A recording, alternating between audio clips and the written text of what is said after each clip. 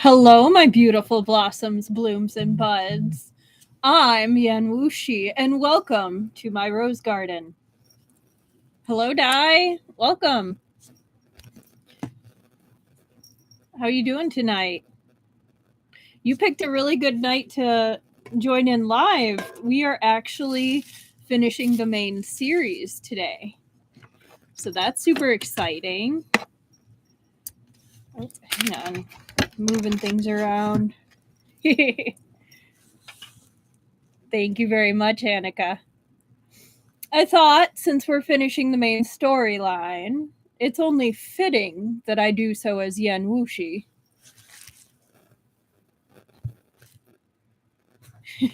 Thank you very much, Dai. But yeah, it is, I believe, fourth live stream for this. Yes, it is number 4 of book 5 of Thousand Autumns. Hi, Chi Kiki. Thank you. I hope everyone is doing well today. It is still ridiculously cold where I'm at, which I know a lot of people are the same. This venerable one welcomes you. Or are you talking about Chao?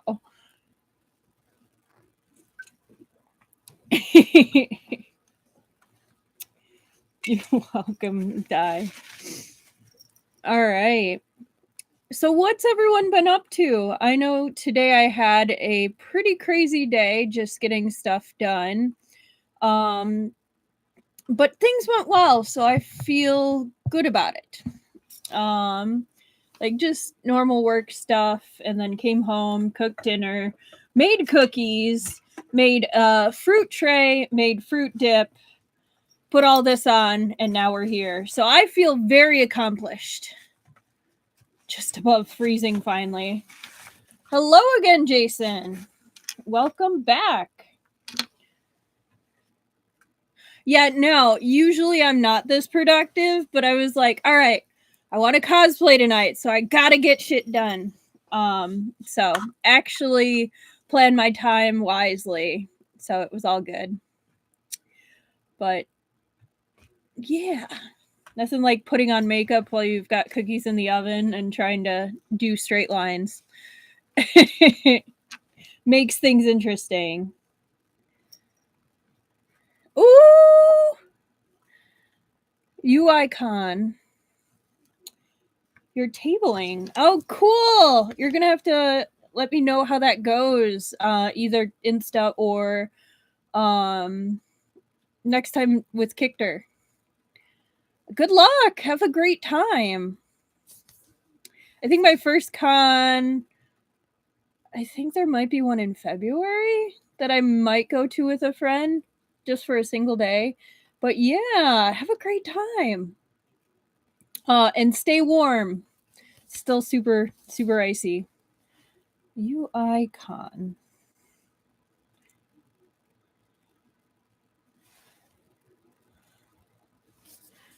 Hang on. I'm looking it up because that sounds interesting. Yeah, it's going to be such a fun time. Well, that's not terribly far away. Very cool. Okay. No, it's a new venue. I don't think I'll make it out there because I do have plans on Saturday, and Sunday's usually kind of a catch up on everything day.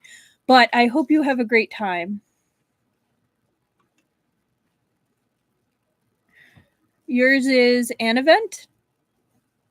Cool. Yeah, a little bit.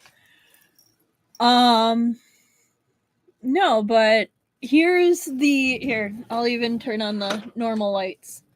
So this is the base design for the Yan Wushi. Still tweaking it. I've got these cool what are they called? It's beaded patches for the shoulders because he's got kind of like the cuffs. I might do the layering differently, but I'm pretty happy with this. Very happy with the wig. It's pretty comfortable. It was my first time kind of actually like messing with a wig, other than like trying to put stuff up in hair buns or ponytails. I'm gonna have to like do a test run on maybe some of the longer pieces of the fabric, just to make sure I don't burn anything or to see how the glue reacts before putting on the patches. But I think it'll be good. It'll be all good. But yeah, back to the greenish. It'll be interesting when we're a different color. But yes, definitely all the sparkle for Yan Wushi. He's a diva like that.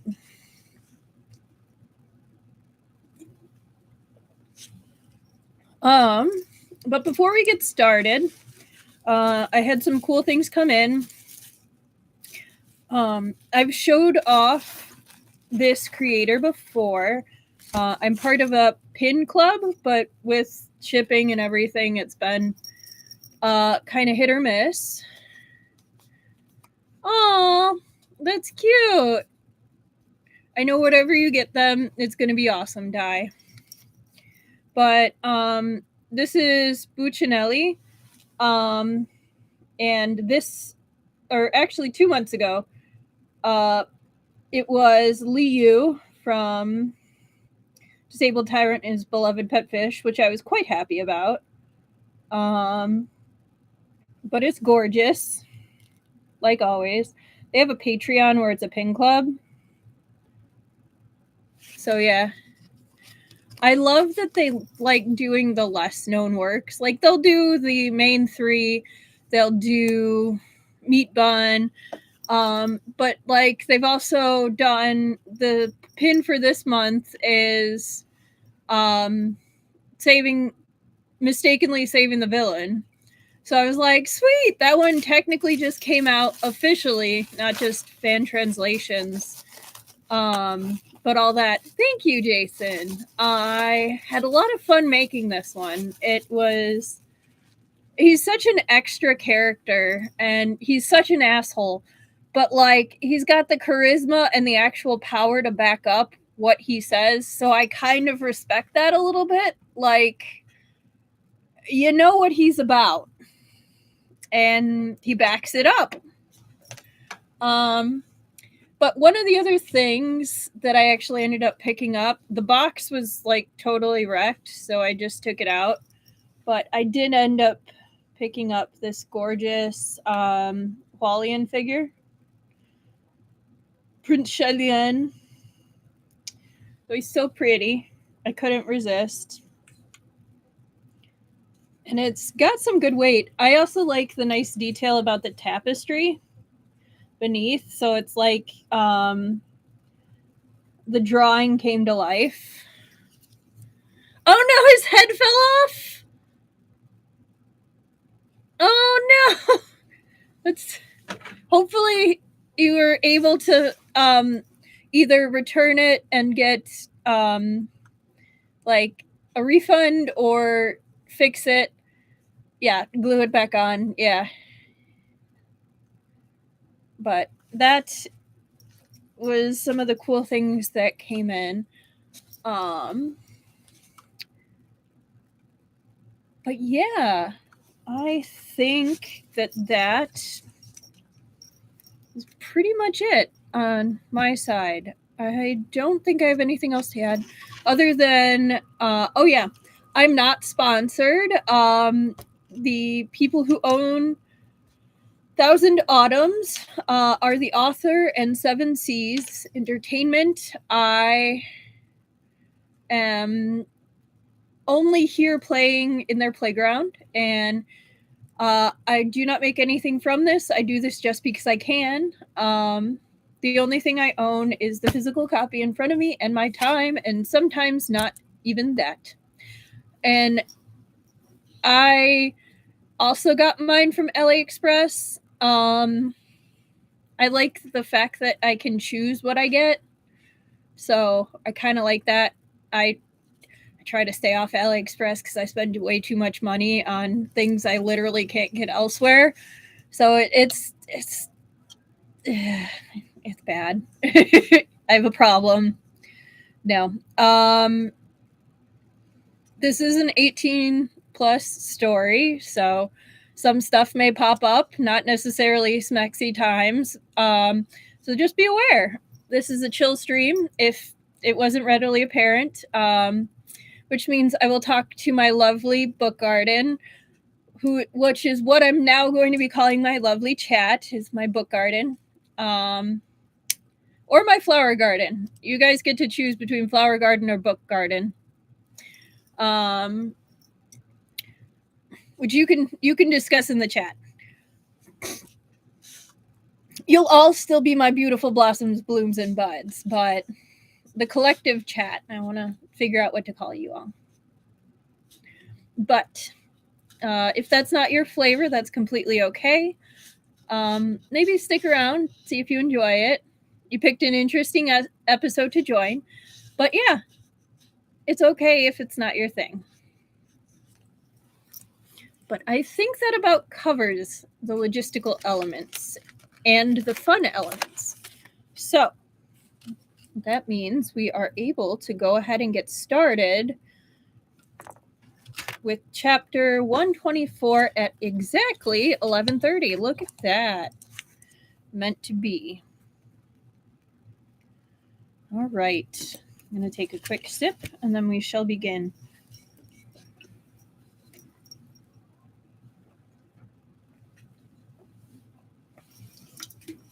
Here we go. Okay. Oh, actually, I should do a little summary. So last time we had the whole kerfuffle at Xuandu Mountain Sect. Shen Qiao arrives as they're having a discussion about who's going to be the next sect leader because UI disappeared. There's basically a coup that happens. The Gok Turks come. Hehuan sect comes. Sang Jingxing, there's a fight. Sang Jingxing gets really injured by Shen Qiao. He runs away. Duan Ying. Wan Ying comes. He's fighting. They're Shen Qiao and Shen Jingchou. No, I completely said the wrong one. Sang Jingxing. There we go. There's so many that sound the same. And someone tried to sneak attack. UI pops out of nowhere, takes the killing blow. There's a whole forgiveness arc. And we find out that one of Shen Qiao's Shixians, actually his only one because he's the one above him, plotted this whole thing out, kind of incited UI to revolt, and the whole poisoning thing kind of whispered in his ear, and it was bitter, very bitter. Bai Rong is doing very good, actually. They're doing very good, which is actually where we are here. Shen Qiao finds out that Yan Wushi is going to fight Hulugu and is about to head over. Before that, he also gets a new disciple, and it's pretty cool. So now we learn that Bai Rong is now, as Hanukkah says, the queen she was meant to be. Sang Jingxing passed away from his injuries, and Bai Rong is now the leader of Hehuan Sect, and actually sent someone to invite Shen Qiao to the ceremony, but Shen Qiao is like, it's not fair to her to lead her on, basically. So that is where we are now. And Shen Qiao bid farewell to everyone on Xuandu Mountain and headed to Bamboo Peak with Yu Shengyan. Bianyan Mei had to leave for Chang'an to take care of the Huanyue sect's affairs, so he couldn't accompany them. No matter who won this battle, Huan Yui's sect would have to carry on. So the battle they're talking about is between Hulugu and Yan Wushi. Naturally, swords were blind. In a life-or-death battle like this one, it was highly likely that it'd conclude with someone breathing their last. If Yan Wushi died, it was hard to say whether Huan Yui's sect could even survive. Both Bian Yanmei and Yu Xingyan all but refused to entertain this kind of possibility. But, as the eldest disciple, Bian Yanmei had no choice but to prepare for the worst possible outcome. Okay, so that was last time. And now we get to start for real. Chapter 124, True Thoughts. Shen Qiao had never imagined that he'd meet Yan Wushi again in this kind of situation. After listening to what Bian Yanmei had said earlier, though Shen Qiao said nothing, his mind couldn't fail to make the connection. When Yan Wushi had been at the peak of his martial strength, he might have been slightly inferior to Hulugu, but this slight gap didn't mean that the result was certain. The battlefield could change 1,000 times in an instant. When experts fought, the likes of timing, terrain, and the people themselves were all the more influential. Yes, like the video. Shen Qiao thought and thought, pondering it for a long time, but he couldn't think of any way to guarantee Yan Wushi's victory. So what he's talking about is... hang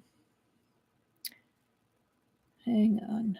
Bian Yanmei let him know that Yan Wushi was still actually injured, that there was still a flaw in his demonic core and would require a year and a half to heal, but Yan Wushi did this push to fight now to prevent Hulugu from coming to storm Xuandu Mountain. So basically he was protecting Shen Qiao. So that's what they're talking about there. Hang on, my nose is running all of a sudden.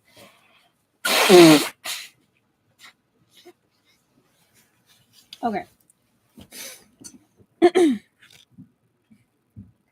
Such a thing would be impossible in ordinary circumstances, let alone against someone like Hulugu. Even if his Shizun, Chief Ingui, came back to life, he couldn't be certain of his victory. In this way, he arrived outside the spare villa in Funing County, his mind full of worries. As he stood near the unlatched courtyard gates, he heard a lazy voice coming from inside. "No, Qiao, don't fight that." Qiao? Don't fight? Shen Qiao was baffled. He opened the gates and entered. Then he saw Yan Wushi half leaning against a soft mattress inside the hallway, holding a jade jug filled with wine in one hand, propping himself up on the elbow of his other hand. His face oozed with satisfaction and leisure. Having heard the movement by the door, he raised his head and saw Shen Qiao and Yu Xingyan enter. In front of him stood a fawn, the kind that couldn't yet walk steadily. It was making little bleating noises like a lamb, but slightly deeper. The fawn craned forward and bit the jade jug, playing a game of tug-of-war with Yan Wushi. You forgot about that, huh, Annika? Shen Qiao stood there blankly for a moment. He'd never expected that someone who'd scheduled a duel with the world's #1 martial expert would have so little sense of urgency that he'd actually have the leisure to play with a fawn.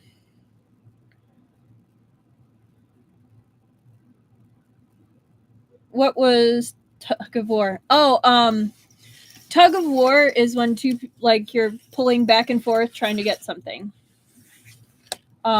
Usually it's a game. Personally, it's a game I play with my dog where he has the toy and I pretend to take it and we tug and like, I'm gonna get it. So that's tug of war.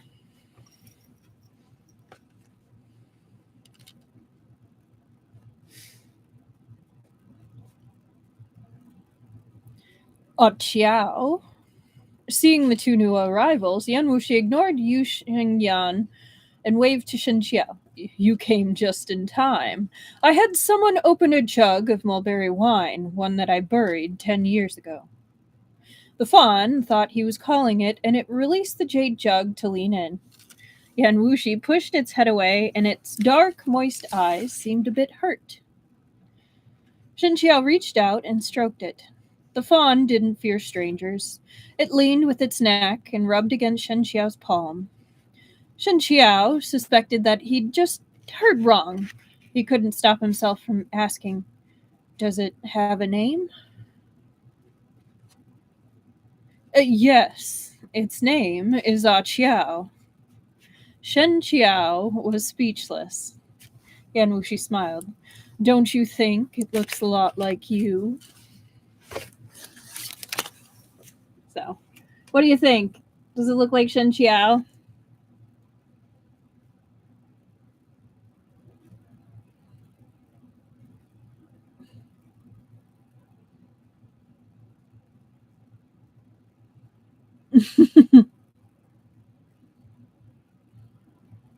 They are both cute, yes.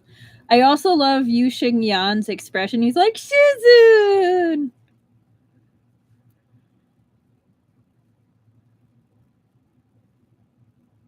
Very cute.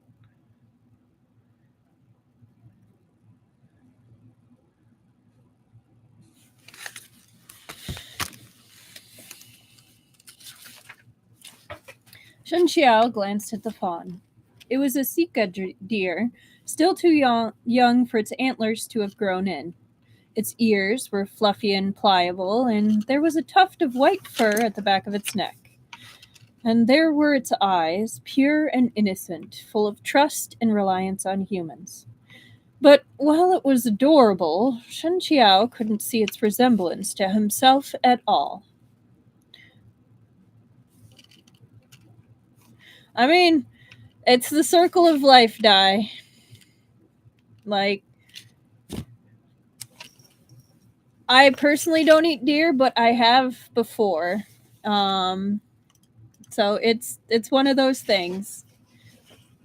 It's not a favorite of mine, though. My thing is, as long as people use all of the meat and don't waste, or just do it to mount and the meat goes to waste, then I have a big problem. But if people are actually being respectful about it and using what they take, I have less of an issue about it. So that's just my stance. People can feel however they want to feel about it. But yeah. Okay.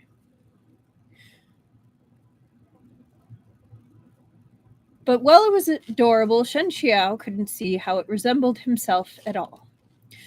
Putting that aside, he went straight to the point. "I heard that you challenged Hulugu to a duel." He phrased it as a question, but since he already knew the answer, these words were no more than an opening statement. "I did." These words were spoken very casually as well, as if Yan Wushi had agreed to go watch the flowers or snow rather than face a decisive life-or-death battle.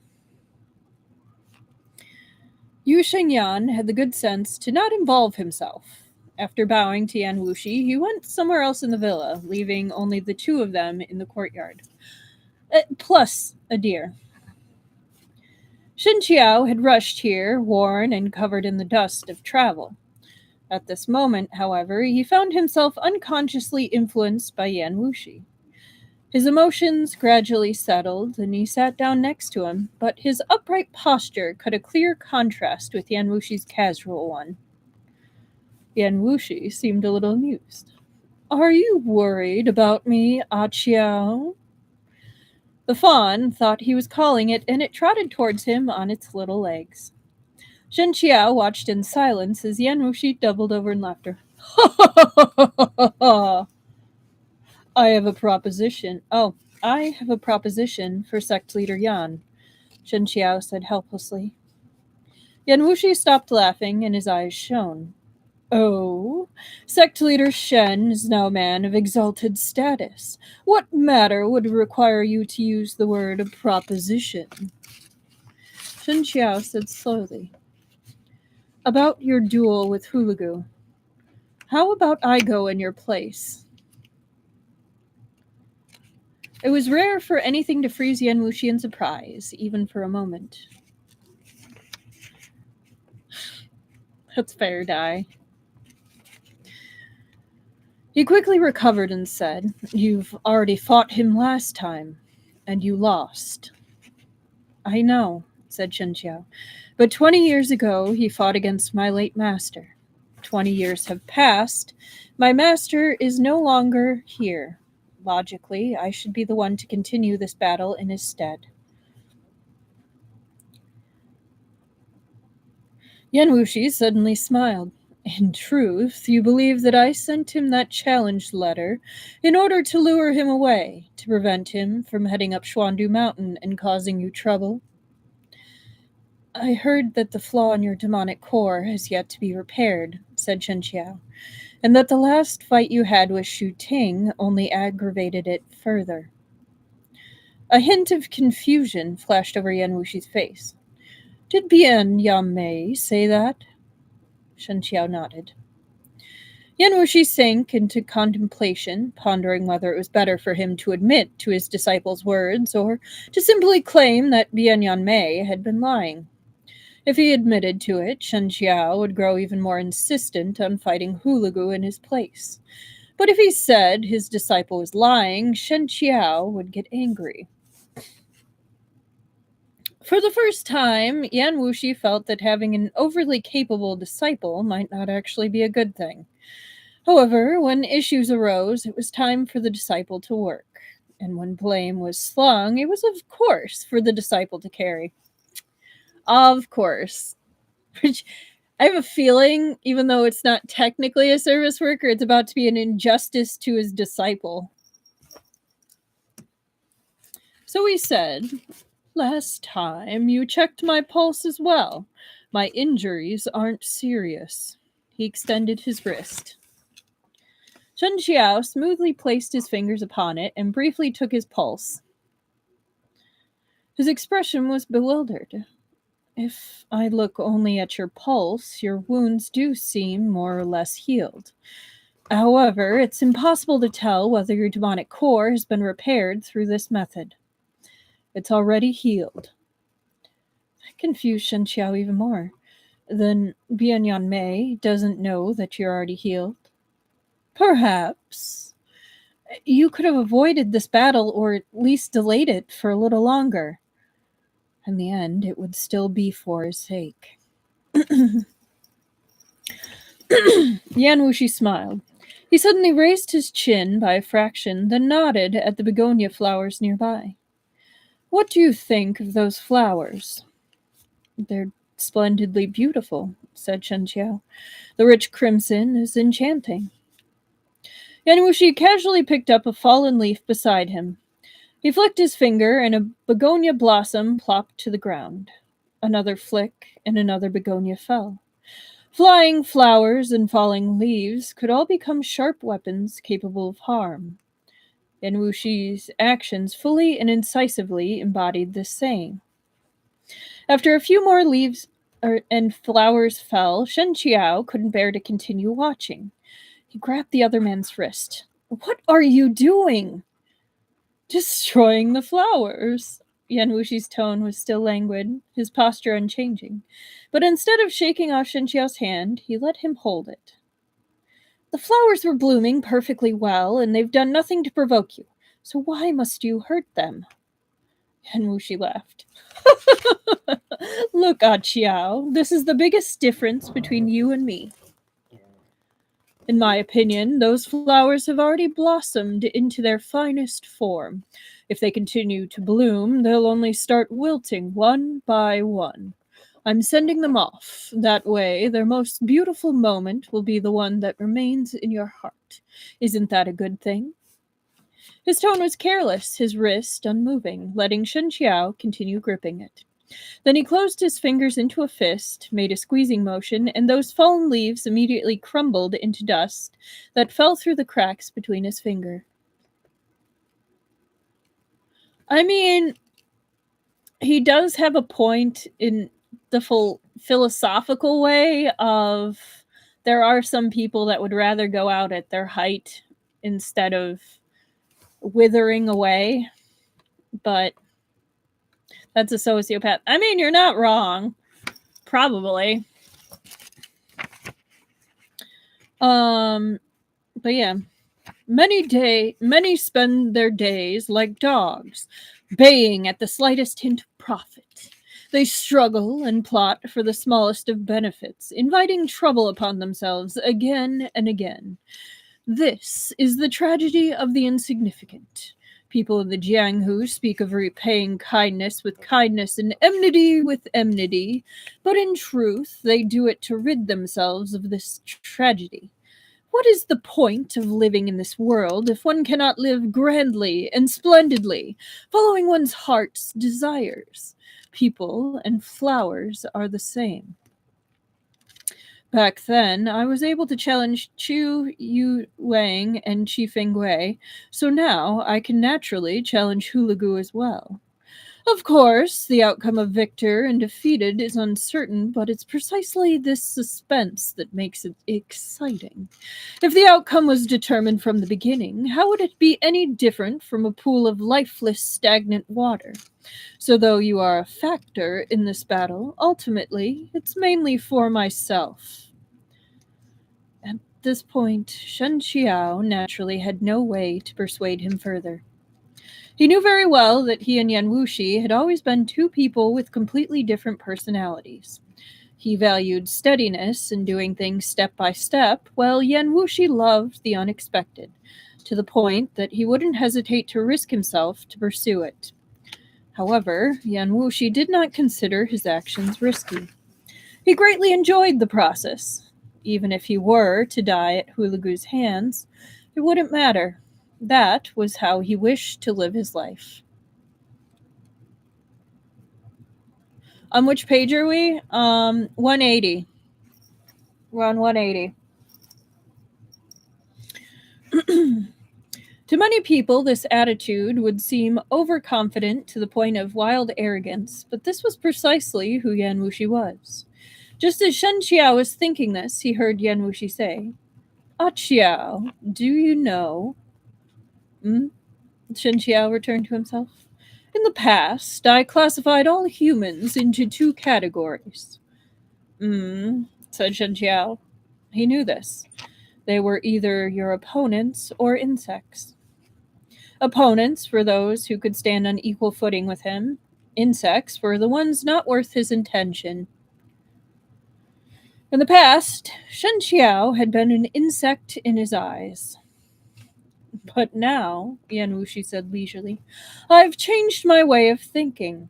Ah, Qiao, you're different from most people in the world. You have compassion for all mankind carved into your bones, to the point that you're willing to give yourself up for others without asking for anything in return. In the past, I thought you were the same as everyone else. You might start out good and innocent, but the world is fickle, and in the end, it'll teach you to change as well. But you went completely beyond my expectations. Human affairs are like a stream, yet you are rock. No matter how the stream flows, you will never shift. Shen Qiao gave a brief laugh. It's rare to hear sect leader Yan praise me. How remarkable. This humble Taoist is greatly honored. Do you still hold a grudge against me in your heart? Shen Qiao shook his head. No, it's the exact opposite. I admire you greatly. There aren't many people in this world who can live so willfully, but sect leader Yan is one of them. Before I left the mountain, the only world in Jianghu I knew was the tiny little space that my late master had told me about. I'd never seen it with my own eyes. If not for Yan Wushi's instruction, I wouldn't be alive listening to you say these things now. Yan Wushi found that solemn, serious expression and tone of Shen Qiao's incredibly adorable. He didn't suppress his desire to reach out and pat Shen Qiao's head. So you still won't admit that it's like you? He said. Turn around and look at it. Yeah. The good connection to the rock story. Die. There were many intelligent people in the world, but those with self-awareness who were able to see their own flaws were much less common. And those who could discover their flaws and were also willing to speak out about them, to change themselves, were rarer and more precious still. Shen Qiao possessed an almost crystalline transparency. In truth, he understood completely, yet he was willing to view everything and everyone different from him with kindness and clemency. Shen Qiao was caught off guard by Yan Wushi's attempt to pat him on the head. His first instinct was to avoid it, then he subconsciously looked down at the fawn. The fawn's round, glossy eyes met his gaze, and their dark, moist surface reflected his figure within them clearly. Shen Qiao's heart suddenly softened. He reached out and touched its neck, and the fawn lowered its head and licked his palm in response. Shen Qiao couldn't help but laugh. Thank you very much, Xiao. Who in the world would be fortunate enough to hear Sect Leader Yan express his gratitude? Shen Qiao started a little, then turned to look at him. Yan Wushi smiled brilliantly as he gazed back at him. Thank you for repaying my enmity with kindness, thus saving me. I've already lost count of how many times you've saved me, so shouldn't I say a word of thanks? You've saved me many times as well. There's no need to thank me. So our friendship has reached the point where we don't even need to thank each other, Yan Wushi said meaningfully. Shen Qiao only felt that the statement seemed somewhat off, but couldn't quite put his finger on why. Yan Wushi suddenly reached out and grabbed him, then pressed him beneath his body. Only an expert would move so swiftly.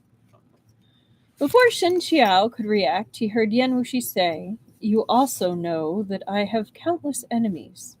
You're the only person with whom I've shared any deep relationship. In this fight with Hulugu, it's hard to predict whether I'll survive, so I wanted to find someone I could entrust my orphans to, and you're the only person I could think of.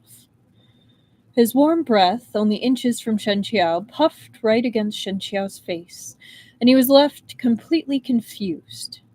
He didn't know what to do first, push Yan Wushi away or respond to what he said. At that moment, his mind was completely blank. What do you mean entrust your orphans? We're literally about to start chapter 125, if that helps.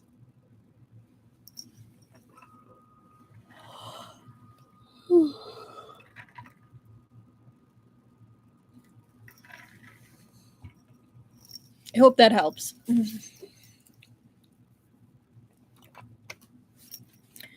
Chapter 125.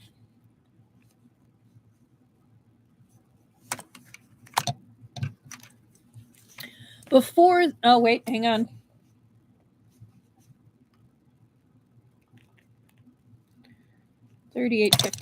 Chapter 125, Before the Battle.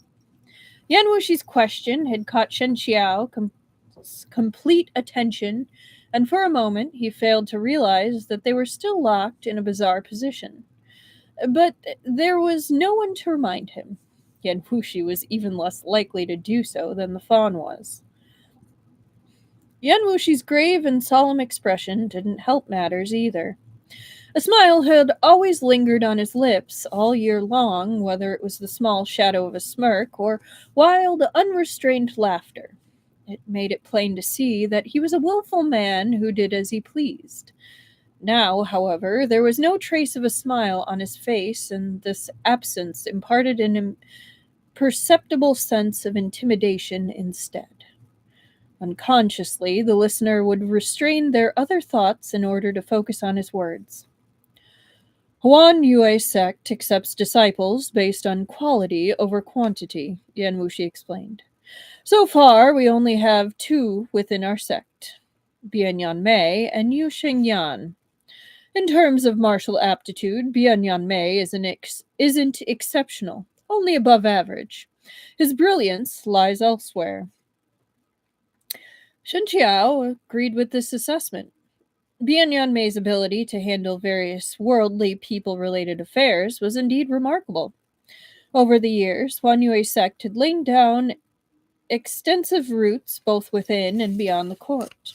Yuan Yun had tried with all his strength to attack and eliminate them, but now, with the establishment of the new dynasty, Huan Yue's sect had been able to quickly rejuvenate themselves, and Bian Yanmei's contributions had been key to this achievement. Even if Yan Wushi had the ability to do the same, he might not have had the patience. Oh, ain't that the truth?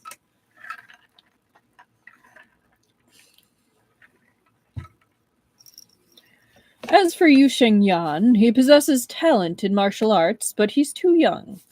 If I die, the two of them will be alone and isolated. If that happens, I want you to help watch over them a little. I will, yes. Shen Qiao was stunned. If I die. Hearing these words, an unfamiliar feeling welled up within his heart, delicate and subtle. Outside the royal capital of Tuyuhun, Yan Wushi had been ambushed by 5 great experts. Despite rushing, by the time Shen Qiao arrived, he'd already been lying unconscious on the ground. Shen Qiao had believed he was dead, but at that time, although Shen Qiao had lamented his passing, it had only been due to his desire to settle the grudges and kindnesses between them, and to mourn the death of a master martial artist of his generation. It was different from how he felt at this moment, with all these inexplicable emotions flooding into his heart. Yan Wushi saw his expression and sputtered a laugh in response. Are you feeling sad for my sake? Shen Qiao collected himself. The flaw in the demonic core you spoke of has already been repaired, so you can go all out in your battle against Hulugu. Yan Wushi smiled. That's right. But all things have their exceptions, and even more when the opponent is Hulugu. Or, based on your understanding of me, were you hoping I'd arrogantly announce that I will definitely win? Shen Qiao smiled back. If sect leader Yan said that, I wouldn't find it surprising at all. He finally realized that their poses were rather inappropriate, and he couldn't help extending his arm to push Yan Wushi away, wanting to prop his body up. But Yan Wushi didn't budge at all. Not only did he refuse to move, he also pinned Shen Qiao in place. He did this with incredible skill. Shen Qiao was left completely unable to move, but at the same time, there was no feeling of being constricted or stifled. Shen Qiao, thinking he was still waiting for his answer, said, I understand what sect leader Yan has entrusted me with. I will do my best to protect them. If anything happens to Huan Yue's sect, as long as they don't do anything immoral or unethical, I will shield them with all my strength. Yeah. Ho ho. Yeah, definitely a Pei Ming moment. In the Jianghu, a person's word was considered as valuable as 1,000 gold. With Shen Qiao's character, this vow of his was even more priceless than that. The only thing that could prevent him from carrying out this unshakable spoken promise was his death. He thought about Yan Wushi's wording just now, though, of entrusting his orphans to him, and immediately laughed a little at the irony of it. Bian Yanmei and Yu Shengyan, what about either of them came even close to being weak and alone? Even if you turn them loose in the Jianghu, the vast majority of people would just end up bullied by them. But even after Shen Qiao's answer, Yan Wushi remained motionless. He asked with a sincerity and warmth that Shen Qiao had never heard before. Qiao, how can I repay you for your kindness? One should always treat friends with sincerity, Shen Qiao replied. There's no need to repay me. Yan Wushi went on as if he hadn't heard him. Fame, wealth, and glory, those magnificent treasures that others can only dream of, are all worthless in your eyes. I could see Yan Wushi and Pei Ming being long-lost brothers. I could see that, Dai. Shen Qiao corrected him. That's not true. In fact, I also love fame, wealth, and glory. Hmm? It is impossible for Xuandu Mountain to remain aloof from the world, and I wish to protect it. Therefore, I cannot remain aloof from the world either. In the Jianghu, strength is the most reliable of all, but Xuandu Mountain is also a Taoist sect. Since it is a Taoist sect, it's impossible for it to avoid all associations with the court. You helped me connect with Yang Jian, which allowed Xuandu Mountain to gain a foothold in Chang'an. I'm very grateful to you. Yan Wushi smiled slightly. This person had truly understood everything. So fame, wealth, and glory are still useful, Shen Qiao said. As long as one remains clear-minded and avoids being ensnared by them, that's enough. This concept was familiar to everyone, but avoiding ensnarement by those things was easier said than done. The Ui and Ten Yunxun of the past might have believed in such ideals as well, but which of them had been able to hold on to them in the end? That's why you're special, said Yan Wushi. These things are truly worldly possessions that you see as external to you. I've thought about it for a long time, but I couldn't think of anything that I can repay you with, so I can only repay you with myself. What do you say? That's a great pickup line. Of course not! Shen Qiao was dumbfounded. When he saw Yan Wushi was about to lower his head, he slammed a palm into his chest without hesitation. Yan Wushi grabbed for his wrist, but that meant he couldn't maintain his center of gravity, had to lean a little to one side. Shen Qiao's other hand chopped at his shoulder, and in an instant the two of them had exchanged a couple of strikes. Shen Qiao took the chance to counterattack and flipped them over, pinning Yan Wushi beneath him. Yan Wushi looked stunned. So you like this kind of position? You should have said so earlier. His expression was truly as innocent as could be. With all of Taoist Master Shen's life experiences, even if he didn't understand precisely what Yan Wushi was talking about, the suggestiveness within those words was clear. Now he fully believed that the man's demonic core must have been repaired long ago. Otherwise, how could he have had the leisure to mess with others when there was such a huge battle looming ahead? Shen Qiao reached out to seal his acupoints, but Yan Wushi naturally wouldn't let him. Hands flew. In the blink of an eye, they'd exchanged a couple more blows, each move carrying a bloodless edge. They were both experts who ranked within the top 10. Shen Qiao might have been a little weaker, but not by much. Yan Wushi simply gave up resisting and left himself open to Shen Qiao's palm strike. Sure enough, Shen Qiao started and couldn't bring himself to attack. Yan Wushi seized the opportunity and pinned Shen Qiao beneath him again. There was a beauty in his arms, and it'd be difficult to find another one like him, even if he scoured the entire world. But what enthralled Yan Wushi wasn't his appearance. All those who'd interacted with Shen Qiao knew that this man had a heart that was tolerant and broad-minded, like an ocean that embraced the rivers. It was a heart that remained unshakable despite being buffeted by the many storms of life. However, he never inflicted his own pain on others either. Normally, he'd be the gentlest and most amiable of friends, yet in critical moments he was the most trustworthy and reliable of companions, one who'd live and die by your side. Shen Qiao hadn't been wrong. In the past, Yan Wushi believed that, aside from his disciples, there were only two types of people: opponents and insects. However, Shen Qiao's presence within his heart now clearly excluded him from these two categories. Not only that, it was far, far weightier, to an extent that even Bian Yan Mei could never imagine. It didn't matter when his mindset had changed.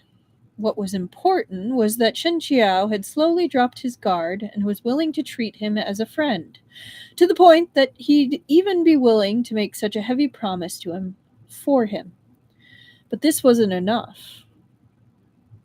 So sassy opponents, insects, and a lover. I mean, would you turn down Shen Qiao? Like, if you had that chance? I'm just saying. If you had a shot with Shen Qiao,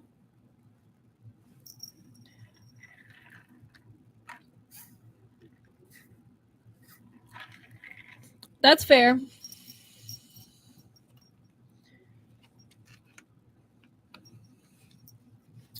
Yan Wushi ain't dumb, right?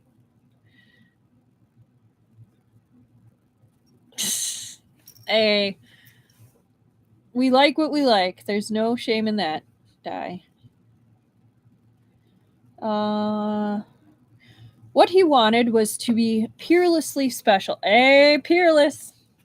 One of a kind in all of heaven and earth, and he didn't want the kind of standing that others could easily imitate or seize. He'd always been an imperious person. If he wanted something, he must have the best, and no one could be capable of replacing him. But Yan Wushi didn't display these thoughts excessively. Forget using force to get his way. Compared to the methods he'd used in the past, his current actions were overwhelming with tenderness. All of this was because he knew Shen Qiao too well. This man looked soft and gentle, but he possessed a core more unyielding than anyone else's. Even slightly excessive methods might make Shen Qiao disdain him and push him further and further away. Look at UI. His mistakes couldn't have made for a clearer lesson on this. So Yan Wushi had deviated from his usual behavior. He'd slowly, gradually lured Shen Qiao into his trap. Not only was he not intense, he hadn't even sealed Shen Qiao's acupoints during their short fight just now. If he sealed them, he could force Shen Qiao into a passive position, make him listen. But what would be the point of that? Naturally, there'd be no point. Therefore, Shen Qiao was amiable to coaxing but not coercion. Losing the advantage to Shen Qiao or to Yan Wushi again was completely reasonable. Wow, what a saint. Naturally, there was no point. You don't want anything, so I can only give you myself, Yan Wushi said. Is even that still not enough? With their current poses, Yan Wushi should have been arrogantly looking down at him, oozing with superiority, but Shen Qiao could actually see a hint of hurt and compromise in his grin. He was instantly both annoyed and amused. Yan Wushi slowly lowered his head, his tone soft and gentle. Do you remember what happened back in the cave? Yeah, give myself, right? Shen Qiao only remembered 2 incidents involving caves. The first was when Yan Wushi had fought Ruyan Qihuai. Shen Qiao had thought he was injured and followed him into a cave, and Yan Wushi almost strangled him. The second was when Yan Wushi had used his Shanghi Tongbei to scale fish. When he recalled those memories, Shen Qiao's expression darkened. Please let go, Sect Leader Yan. I'm not used to speaking to others like this. There aren't any outsiders. Don't worry, Yan Wushi smiled and picked him up, half pinning him against the wall. This moved Shen Qiao from a lying posture to a sitting one, but he was still half trapped in Yan Wushi's arms. He said nothing. Yan Wushi hadn't sealed Shen Qiao's acupoints either. The important thing was that if he wished to break free, he'd have no choice but to fight Yan Wushi. If he went easy on him, Yan Wushi would easily negate his attacks. If he used actual force, Yan Wushi would simply give up resisting and leave himself at Shen Qiao's mercy. That considered, Shen Qiao wouldn't be able to bring himself to attack. This was truly Dead pigs were unafraid of boiling water. If someone was shameless or unscrupulous enough, they'd have nothing to fear. I'm already about to die, said Yan Wushi. Do you lack even the patience to listen to a few words from me? Shen Qiao sighed and gave up struggling. Say them, then. Yan Wushi smiled. But just now I thought about it. No matter how much I say, it won't compare to just doing it. Phrasing. He kept hopping from one thought to the next, and Shen Qiao couldn't keep up at all. Huh? He said blankly. Then he was unable to make any sounds. His voice cut off suddenly as a shadow obstructed his line of sight. Something hot and soft landed on his lips. Yan Wushi pried his teeth right open. Wait, I lost my spot. And then dove straight in. Hi, Esper Lady! Welcome! You came in just as Yan Wushi is kissing him, so good timing. Basically, they arrived. Yan Wushi is chilling with a fawn that he decided to name Qiao, and now they're having a serious talk. Well, semi-serious. But not too much has happened. Other than this. Ta-da! But yeah. So they're having a discussion about upcoming battle with Hulugu. And Shen Qiao tried to talk Yan Wushi into letting him do the fight, and Yan Wushi is like, nah. I got this, but you're going to have to look after my boys if I die. But yeah. No matter how much I say, it won't compare to just doing it. He kept hopping from one thought to the next, and Shen Qiao couldn't keep up at all. Huh? He said blankly. Then he was unable to make any sounds. His voice cut off suddenly as a shadow obstructed his line of sight. Something hot and soft landed on his lips. Yan Wushi pried his teeth right open, then dove straight in. A short yell came from the side. Ah! Yu Shengyan stood in the doorway. The fawn stood beside him, biting into the corner of his robes. As a result, when he tried to back away and leave, he almost tripped over the fawn. Shen Qiao slammed a palm into Yan Wushi's shoulder, his waist straightening a little as he leapt up gracefully, no longer restrained. But his lips were slightly red and swollen, and the hair at his temples was mused. Even his complexion looked unnatural, with the shame overlapping with anger. It was impossible to discern if he was more humiliated or more furious. But with his current appearance, even if he wished to be dignified, it was impossible. Yu Shengyan saw his Shizen's airy gaze slant over to him, and he longed to just bash his head open against the pillars of the colonnade. Normally, with his martial prowess, he wouldn't have made such a mistake. He could only blame his own terrible timing. No blood. No. Just embarrassment and poor timing. He had just been strolling around the villa, thinking that the two of them should have already finished their conversation, and he could go and greet Shizen. But who knew that he'd just happened to run into a scene that shouldn't have been seen? What bad luck. Yu Shengyan gave a dry chuckle. Can we just pretend that I was never here? He no longer had the courage to greet his master. He turned around and quickly fled, running as far away as he could. Shixian, is it not too late to go back and seek refuge with you in Chang'an? Wah! Oh, Yu Shengyan. Oh boy. All right.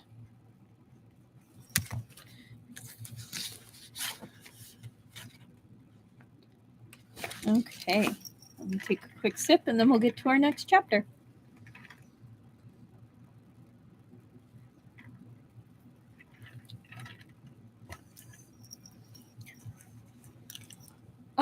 He's a boy.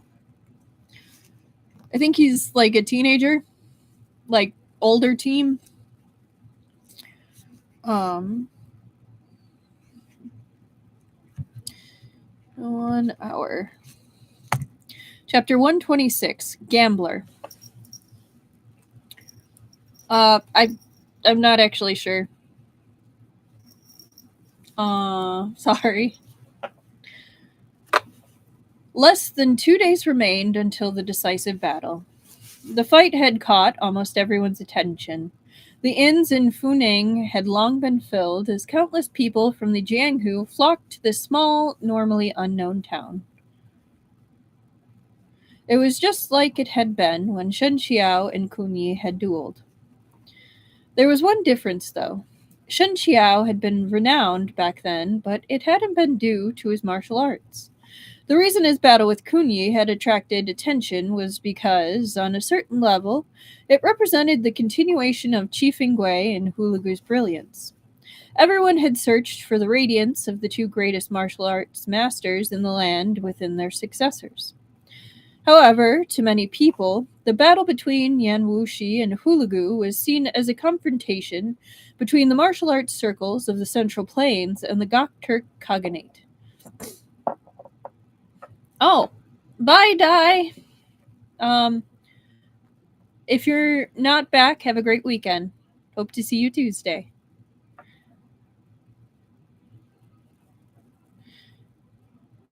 Okay. Buddhism, Taoism, and Confucian sects, and even numerous other kinds of sects, both large and small, of those who had heard the news, 9 out of 10 had rushed right over. It was said that one inn had been completely booked by Lin Chuan Academy. An academy master, Ruyan Qihuai, himself had personally come to witness this battle. Buddhist master Fa Yi from Tiantai Sect, Yi Puchen from Qingcheng Mountains Chunyang Monastery, Xuandu Violet's Palace, Fa Jing Sect, Hehuan Sect, Liu Li Palace, Bixia Sect, and even the Kosa sage from far away to Yuhun.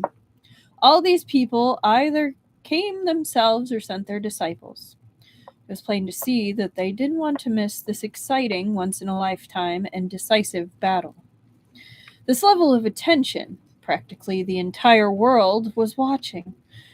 It was far more dazzling a spectacle than the match between Shen Qiao and Kunyi had been. But a battle capable of drawing this many eyes must also be a battle that carried tremendous risks.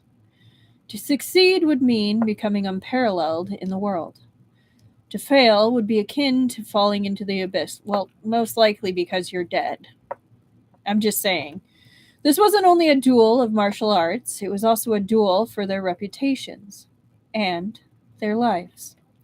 No one was naive enough to believe that the battle between these two would be just some friendly spar. Everyone knew that 20 years ago, during the duel between Qi Fengui and Hulugu, Hulugu had become grievously injured and almost died. He'd been forced to swear not to enter the Central Plains for 20 years. Instead, he left for lands far beyond the Great Wall and entered a death seclusion. Qi Fengui himself hadn't gotten off too easily either. Many people privately whispered that Qi Fengui had sustained serious wounds in that duel as well, and had left a lurking peril within him that had later led to perfected Master Qi's death. Naturally, though, that statement was but a rumor. No one could confirm it.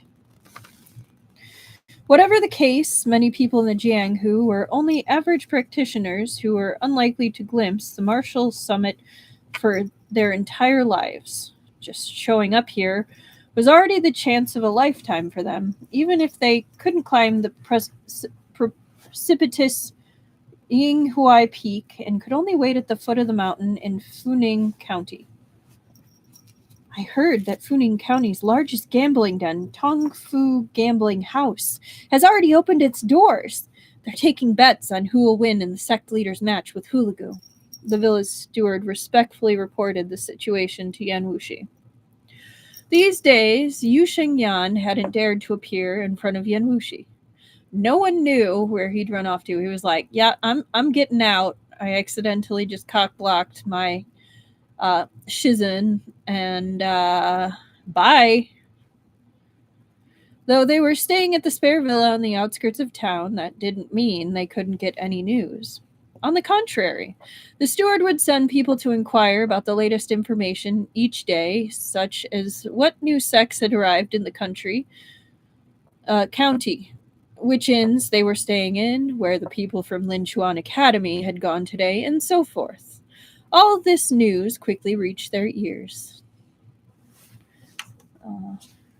The poor boy is traumatized. Hi, Momar's Rover. Welcome. You arrived right before, it sounds like, the fight between Hulugu and Yan Wushi. So they met up. There was a kind of stealth kiss from Yan Wushi to Shen Qiao. Shen Qiao's kind of a little pissed about it. Thank you. I really like this one. My only fear is it's a little long. So going on stairs was interesting today, but I think it's going to be a fun one. But yeah. So you're arriving right before the fight. It should be a good one. Despite being one of the parties involved in the decisive battle, Yan Wushi was more leisurely and composed than anyone could have imagined. He was currently holding a walnut shell.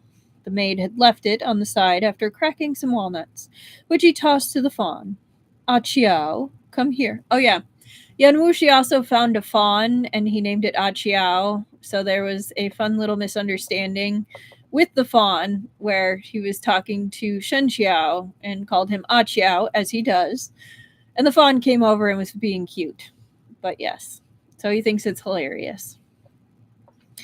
The fawn was currently snuggled up to Shen Qiao in a bid for affection, its head lowered as it drank water from his cup. The walnut shell smacked it on the head, but rather than fuss about Yan Wushi's attack, he simply continued to drink calmly. It was Shen Qiao who couldn't bear such actions. Leaving aside that this man had chosen his name for the fawn, which clearly carried no good intentions, the fawn was perfectly well behaved and never provoked anyone, yet Yan Wushi was always bullying and teasing it. Sounds like what he does with Qiao in general. So, yeah, par for the course.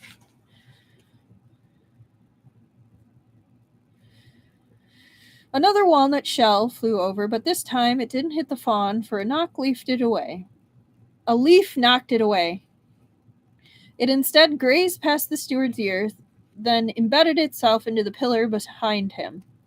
The steward broke out into a cold sweat. All right, I'm going to count that as accidental injustice to service workers, almost getting hit by a leaf that's razor sharp. So we are up to 5, 10, 15, 20, 23 injustice with 1 justice to service workers. Even if it's accidental, that one got a little too close. Shen Qiao was apologetic. I'm sorry. Did I scare you? The steward shook his head repeatedly. How was he worthy of accepting this apology? Yan Wushi couldn't help but burst out laughing.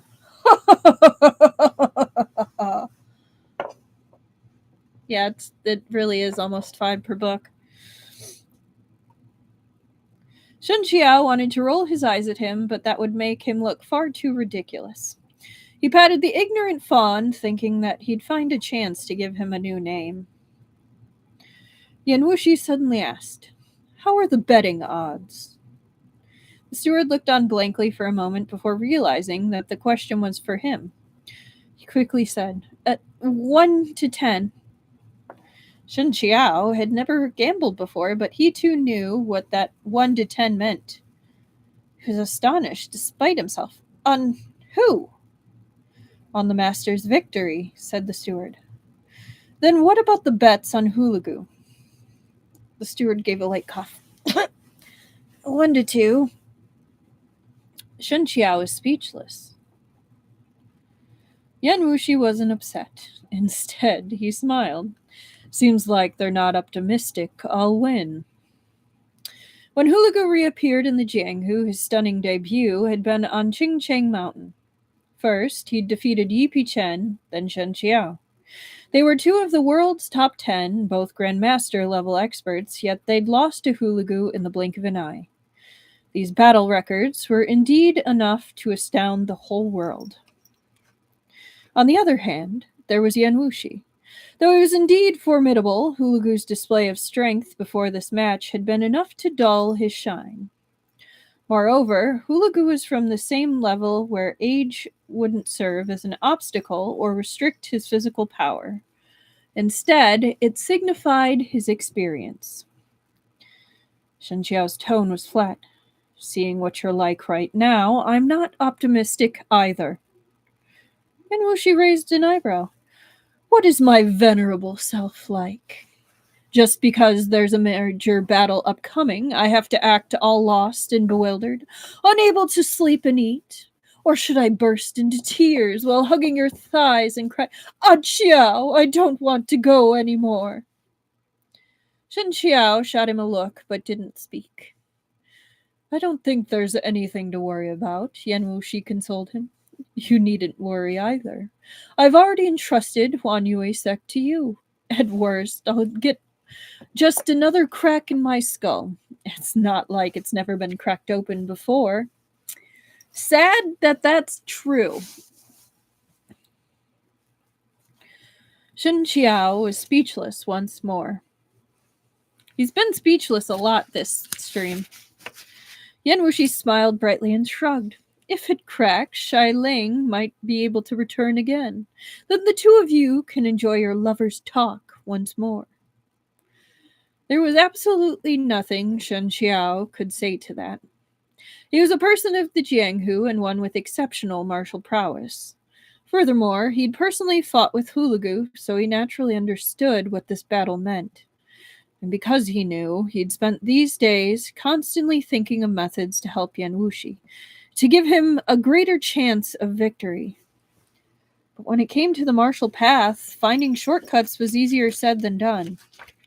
Even if Shen Qiao had managed to rebuild his bones and muscles, he'd lost all of his martial arts first. Though he couldn't build the new without destroying the old, who'd want to destroy something that worked perfectly fine? The fact that Yan Wushi had been able to repair the demonic core's flaw was already incredibly fortunate. If he hadn't obtained that Zhu Yang strategy scroll from Chen Gong, his chance of victory against Hulugu might have dropped even lower.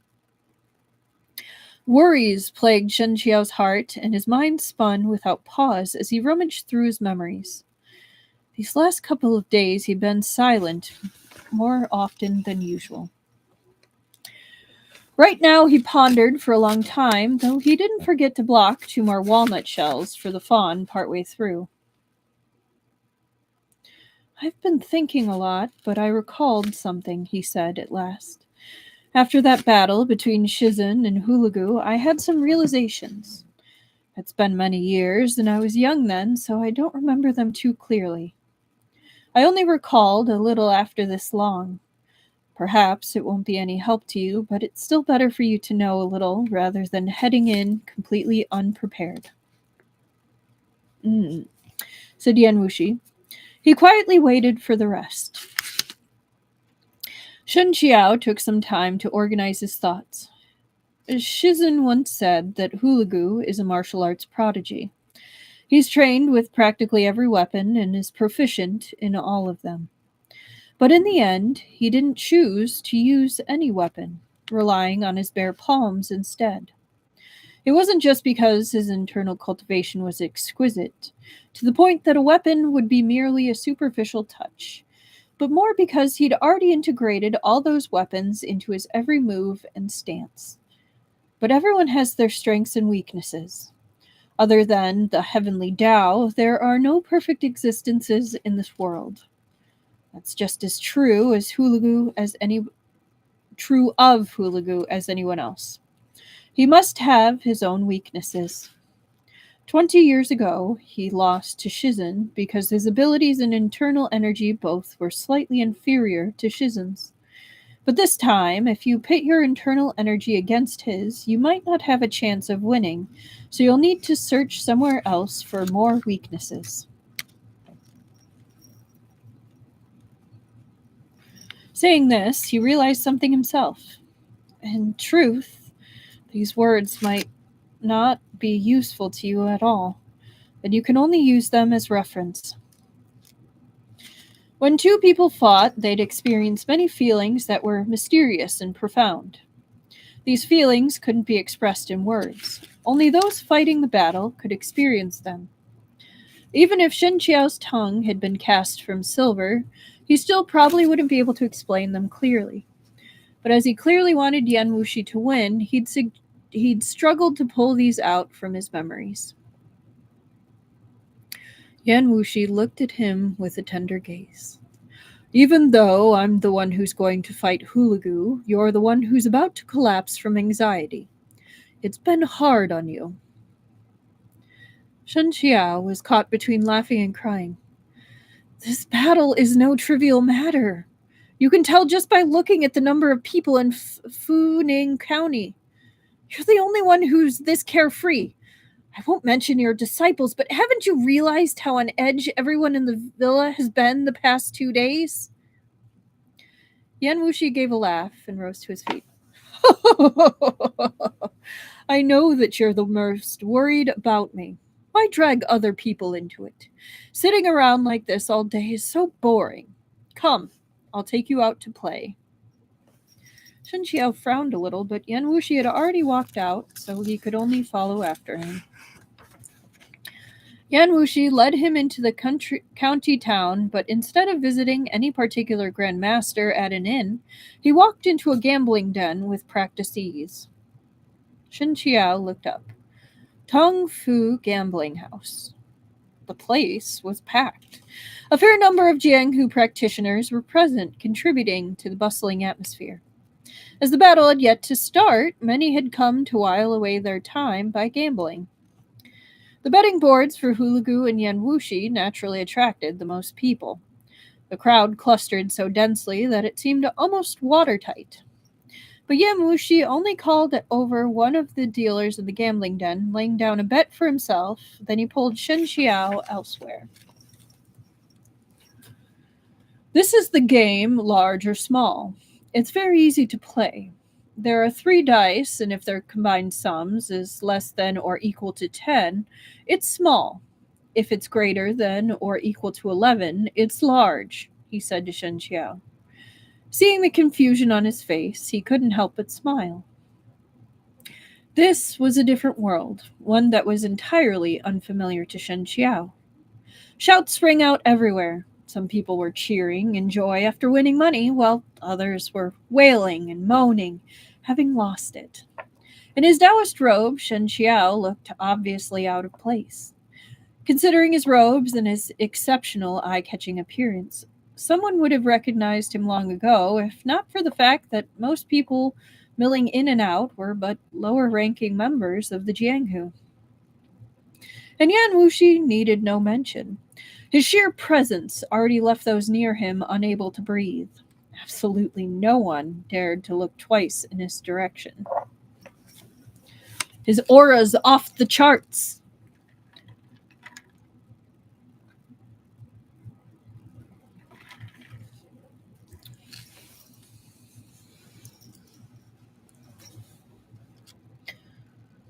Here, what determined victory and defeat wasn't martial arts, but luck. It was impossible to say how many people had staked their fortunes here and ended up destitute. Year after year, the gambling den continued to thrive, yet how many batches of visitors milling in and out of this den had it done in? As he stood within, Shen Qiao, who wouldn't have flinched even if a mountain collapsed before him, now found himself at a bit of a loss. Perhaps Yan Wushi thought that this kind of Shen Qiao would be incredibly adorable, and that this trip to the den hadn't been in vain. He tugged at him while smiling. Chief Fing Wei would have never brought you to a gambling den, would he? Shen Qiao frowned, his answer clear. How could Shizu never bring me to a place like this? Yan Wushi brought him to the dealing table and spoke in a coaxing tone, the kind you used on a child. It's very fun. Look, even in a game like large or small, those people are fully engrossed, terrified they might overlook even the slightest detail. Shen Qiao swept a glance at the faces of the people around him. Sure enough, they all seemed deeply enthralled, their eyes completely fixed on the porcelain cups in the dealer's hand. Once the porcelain cup was raised, the result was clear, and everyone's expressions transformed in an instant. Originally taut, one group's beamed in elation while the others dropped with dejected frustration. But Shen Qiao couldn't understand their agitation. He was a character who wandered into this place, a dispassionate onlooker. He couldn't empathize with their feelings. Yan Wushi placed a wooden gambling chip he'd traded for earlier into Shen Qiao's hand. This represented 10 taels, enough money to cover over half a year of an ordinary family's expenses. Here, it was also counted as a fairly large wager, but Huanyue's sect was incredibly wealthy, so Yan Wushi didn't even blink. Give it a try. Finalize your bets! Finalize your bets! Yelled the dealer as he shook the porcelain cup, then placed it upside down on the table. Shen Qiao hesitated for a moment, then he flicked his finger. The wooden chip soundlessly landed on the area with the word small written on it. That move of his was extraordinarily beautiful. Though the dealer was incredibly busy, he looked up to see it was a good-looking young man with a sword on his back. He wondered to himself if this man had come to trash the den. The porcelain cup lifted. It was small. The odds for the table were 1-1, so Shen Qiao won another wooden chip. This meant he now had 20 taels. During the second round of bets, he chose large.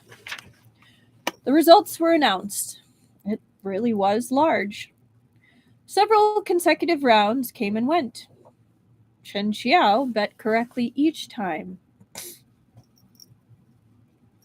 Even the patrons nearby had taken notice of him, wondering, do even Taoist priests like gambling nowadays? But it didn't stop them from placing their bets together with Shen Qiao. The dealer couldn't take it any longer. He secretly reported the matter to the owner. The owner came out with several people and saw that the man in question was from the Jianghu, not someone to be trifled with. So he quickly presented Shen Qiao with a generous sum and respectfully requested that they leave. He even told them that there was another Xifang gambling house in the county and that it was also very large. The moment they left the den, Yan Wushi began to laugh. He laughed and laughed until he stooped over, supporting himself on Shen Qiao's shoulder.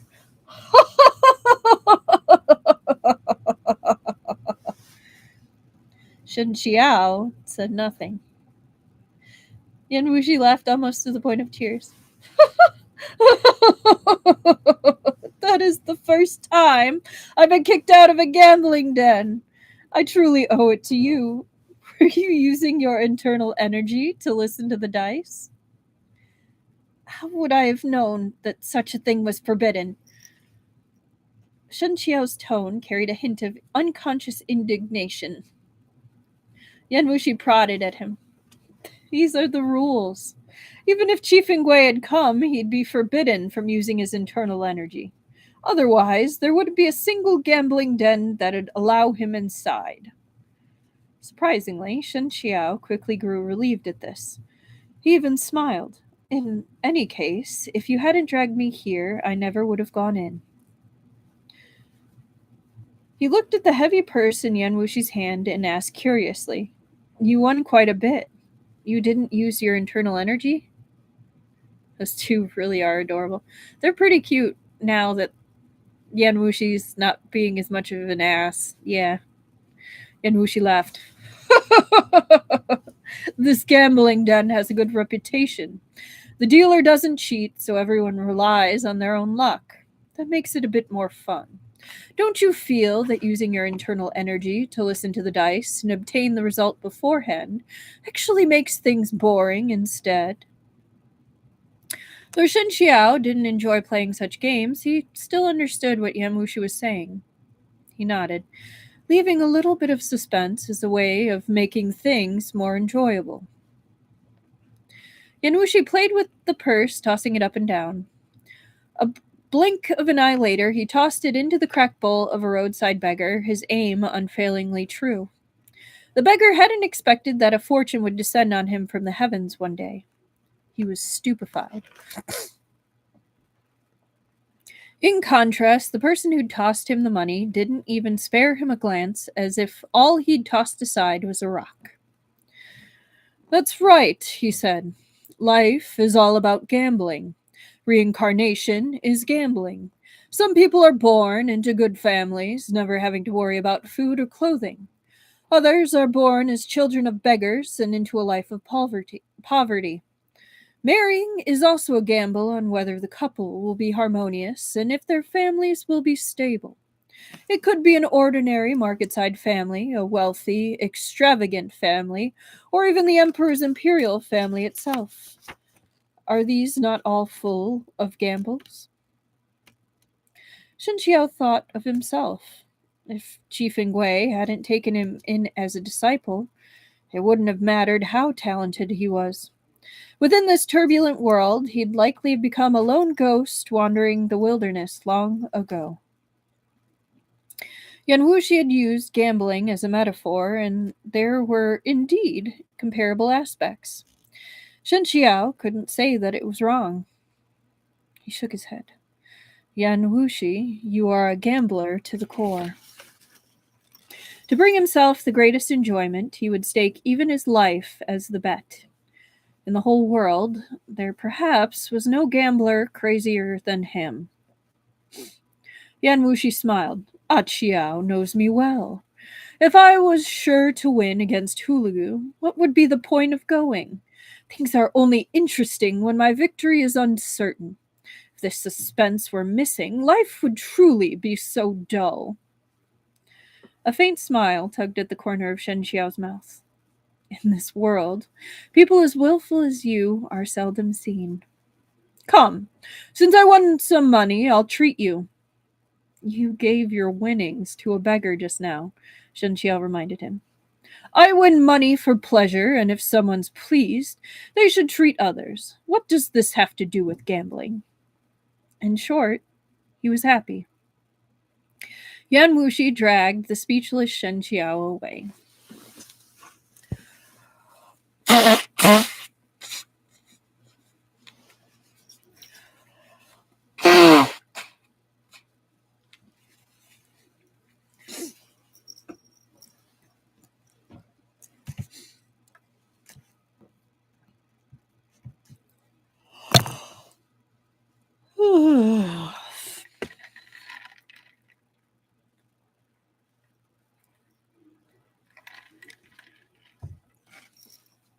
All right, chapter 127. We're starting it at 128:30. It's kind of funny. So close.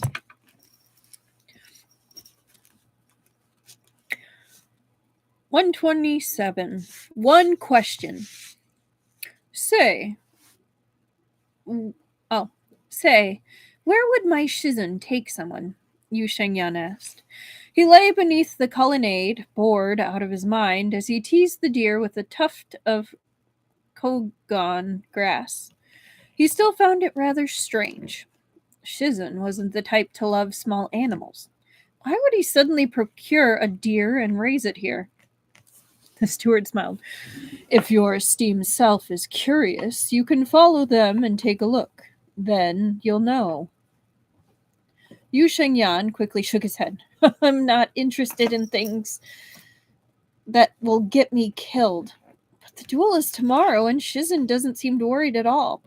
Truly a case where the emperor is unconcerned, but his eunuchs are in a tizzy. You've been serving Shizun since before I became his disciple, so you must understand him better than I do, right? The steward half rose from his seat in a short bow. I dare not accept Erlang Jun's praise.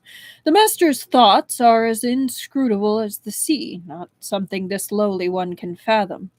However, the master has always looked ahead before moving. For every step he takes, he plants 3 in advance. I trust that his match with Hulugu this time is no exception. The master is blessed with great fortune, so I'm sure he'll return safe and sound. Yu Shengyan couldn't stop himself from smiling. The steward held his Shizun in extremely high regard. He could tell just from his words. In the steward's eyes, everything about Shizun was good, from the top of his head to the tips of his toes. Tell me honestly, he said, did you make a bet in the county town? The steward's eyes snapped wide open, then he gave a quiet cough, covering his mouth as he mumbled, I bet a little. Yu Shengyan pressed him.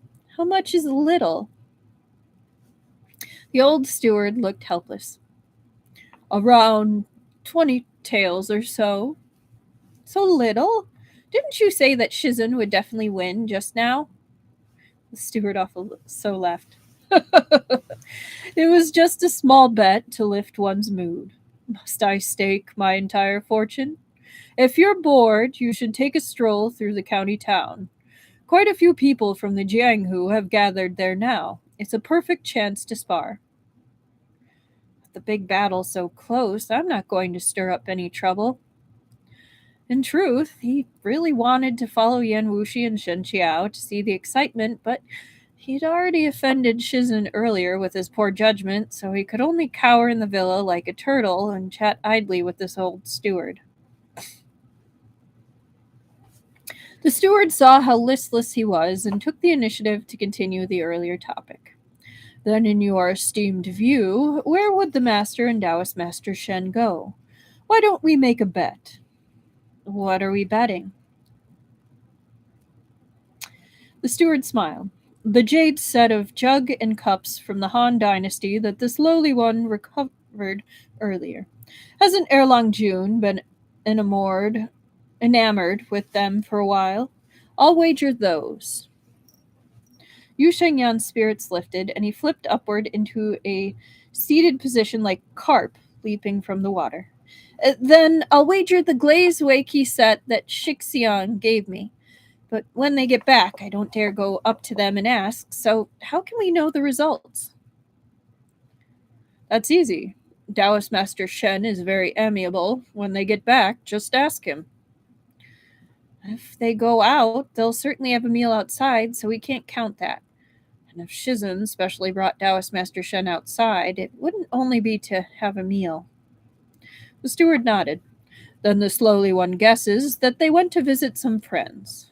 Right now, experts have gathered like storm clouds in Funing County. Even Academy Master Ru Yan has come. Perhaps the Master and Taoist Master Shen wish to meet with some old acquaintances. Yu Shengyan laughed. Uncle Zhang, I fear you're going to lose to me.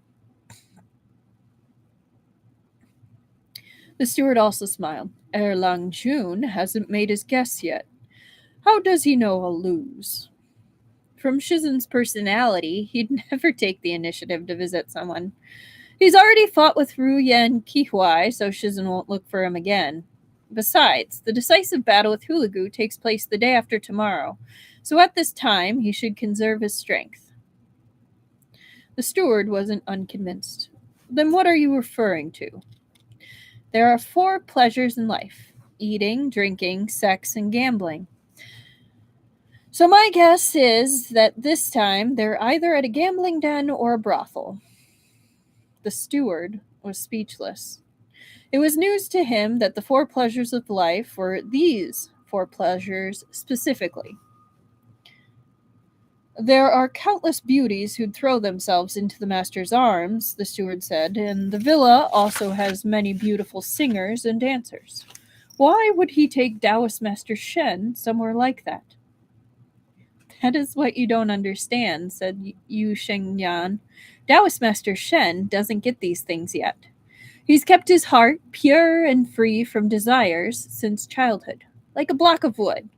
The only place in the world that can help someone understand these things is the pleasure district. Even if he doesn't experience it firsthand, as long as he gets a look, his mind will be open.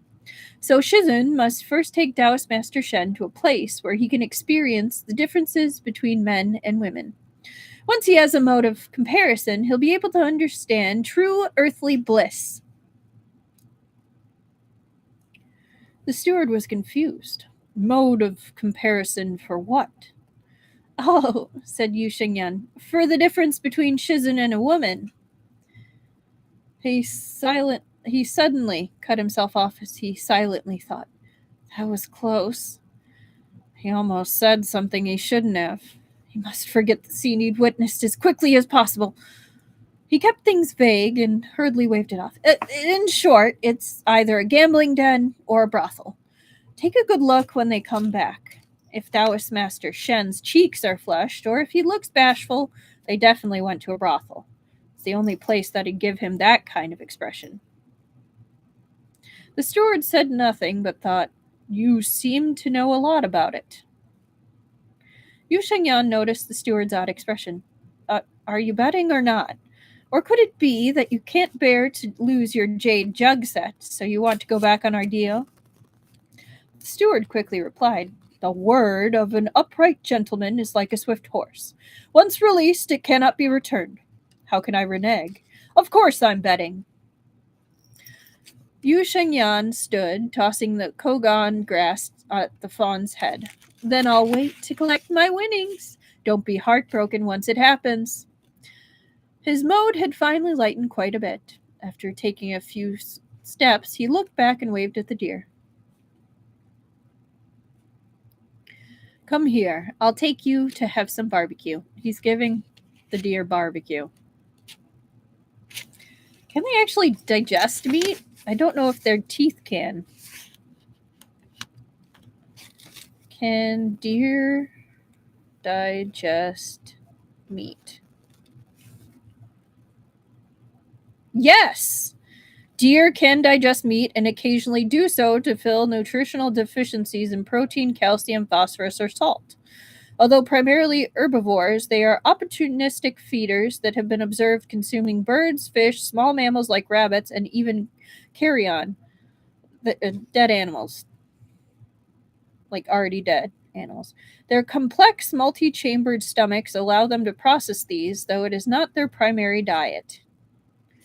Key details regarding this behavior include nutritional need, with meat consumption often occurs when deers are stressed, hungry, or seeking extra nutrients for growth or antler development. Behavioral context, they are opportunistic, not active hunters, and usually consume easy targets or carcasses. Dietary flexibility, this behavior helps them survive in varied environments. And observed instances. Documented cases include eating eggs, mice, squirrels, and bird chicks. Now, the deer connotation with Hannibal makes a lot more sense.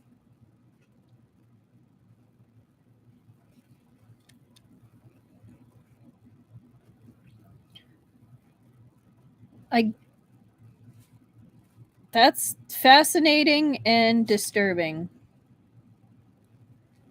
I mean, it does say opportunistic. So there's your fun fact for the day, Jason. All of our fun fact for the day. Deer can and I guess do eat meat on occasion.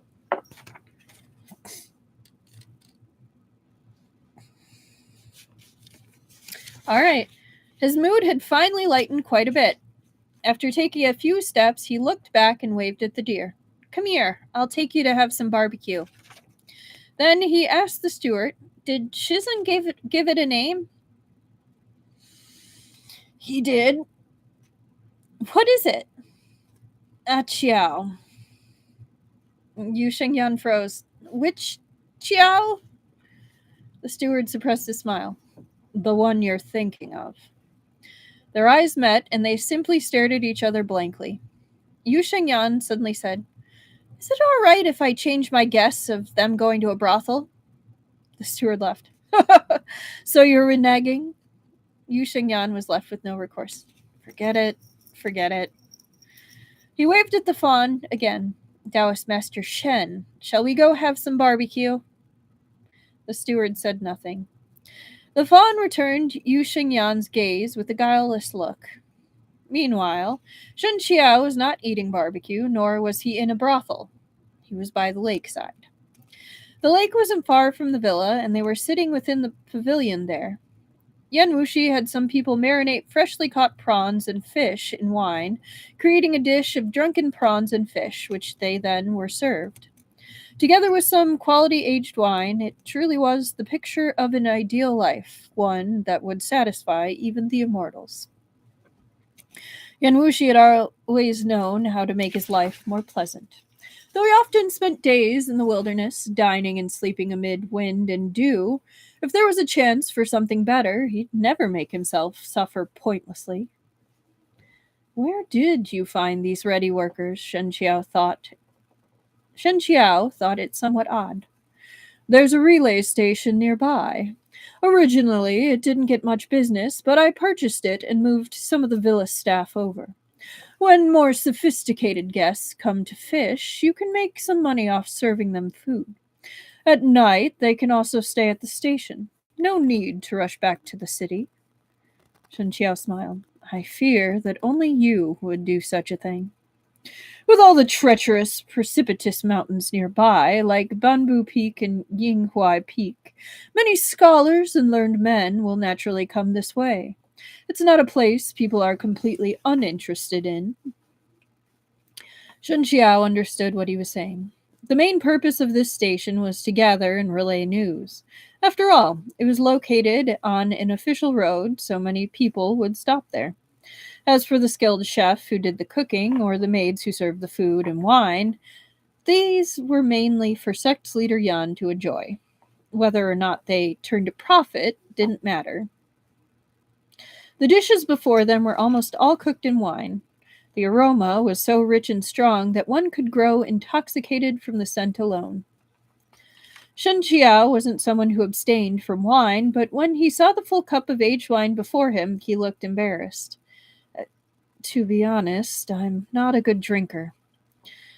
It was the type of wine that could get a person drunk immediately.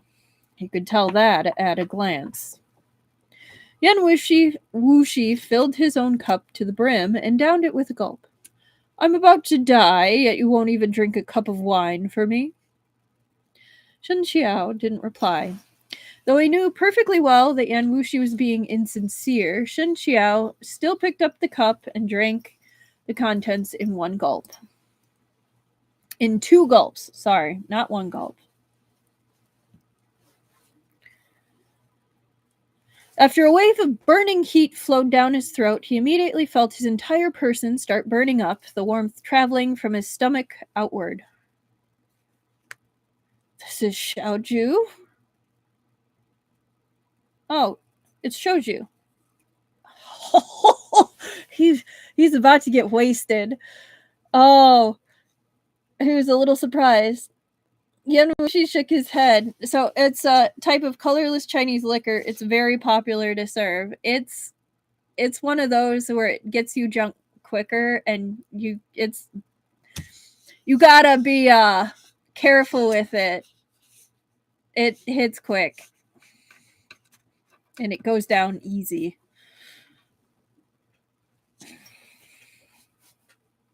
Yan Wushi shook his head. Not really. It's only a little pungent due to the addition of cornelian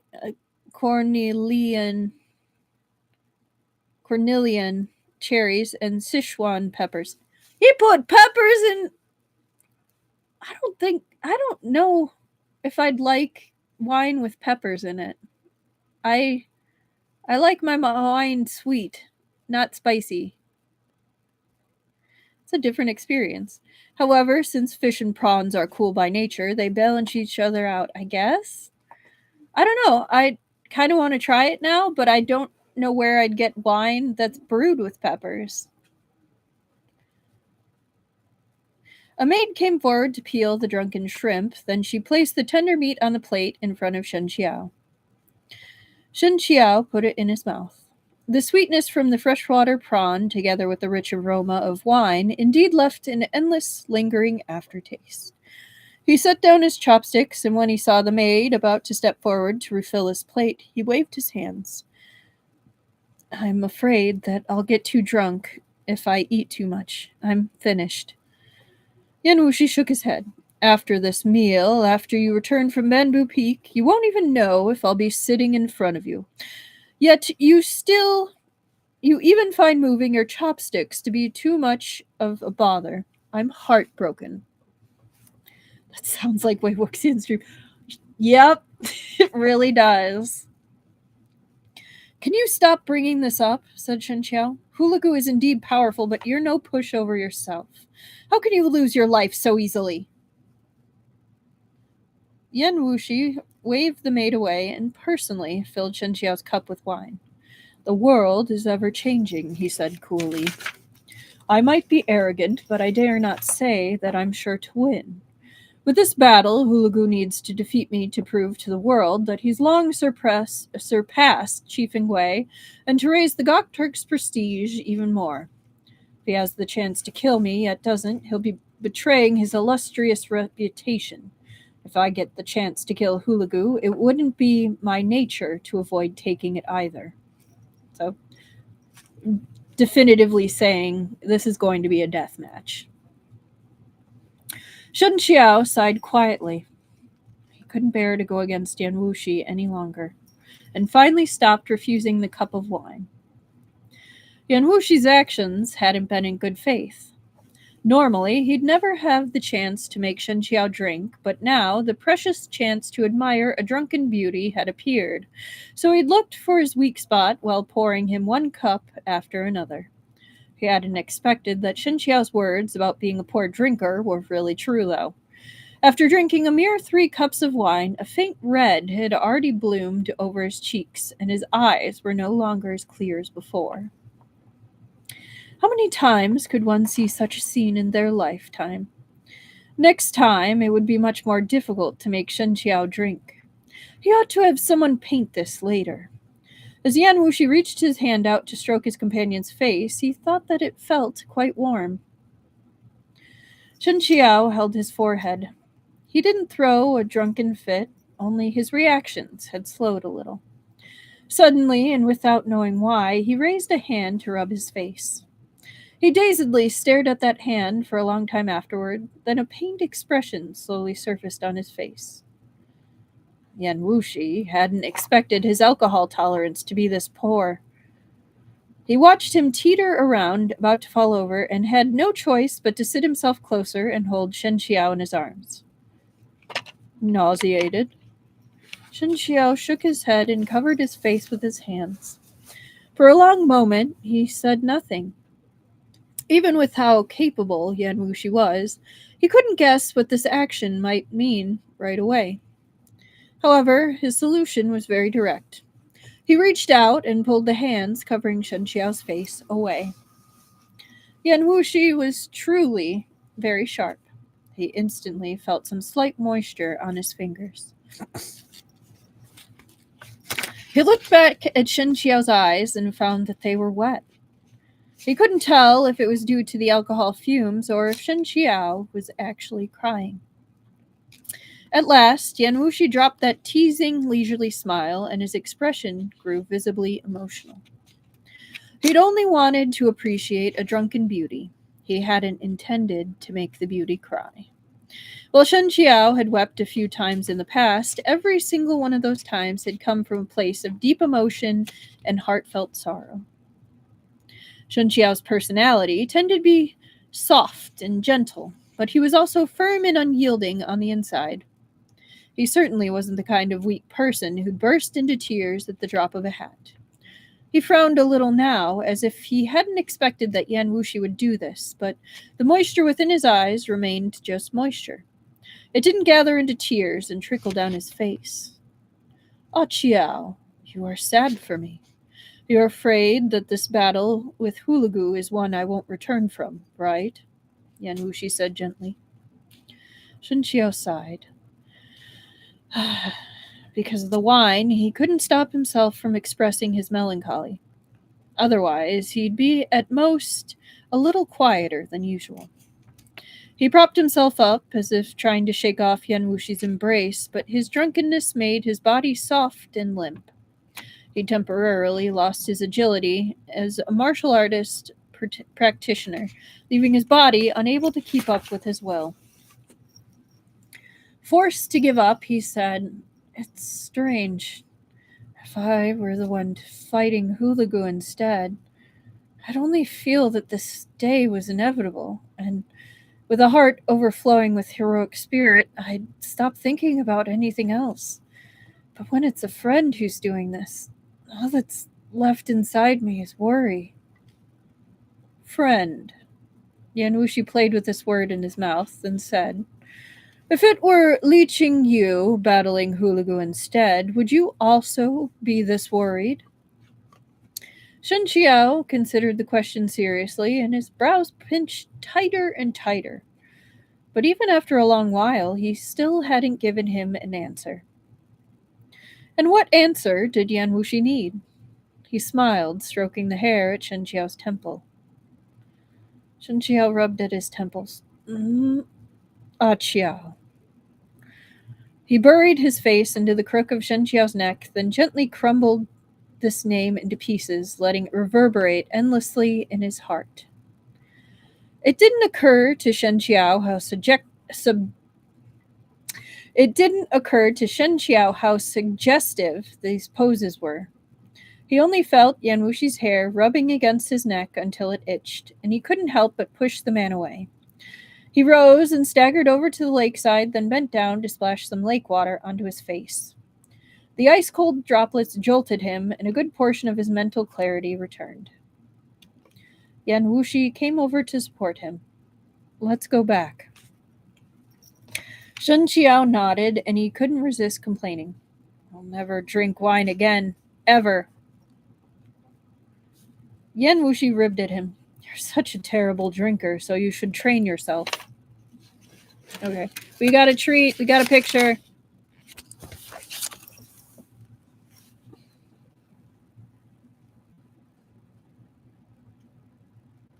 This one's one of the sweeter pictures of the book.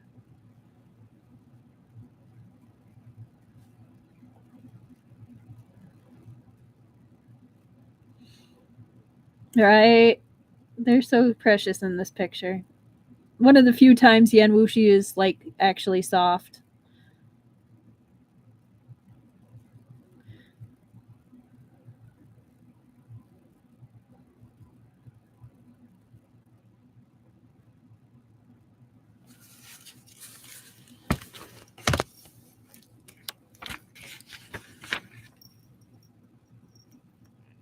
Shen Qiao's head throbbed. "Next time, only if someone else wishes to fight Hulugu again.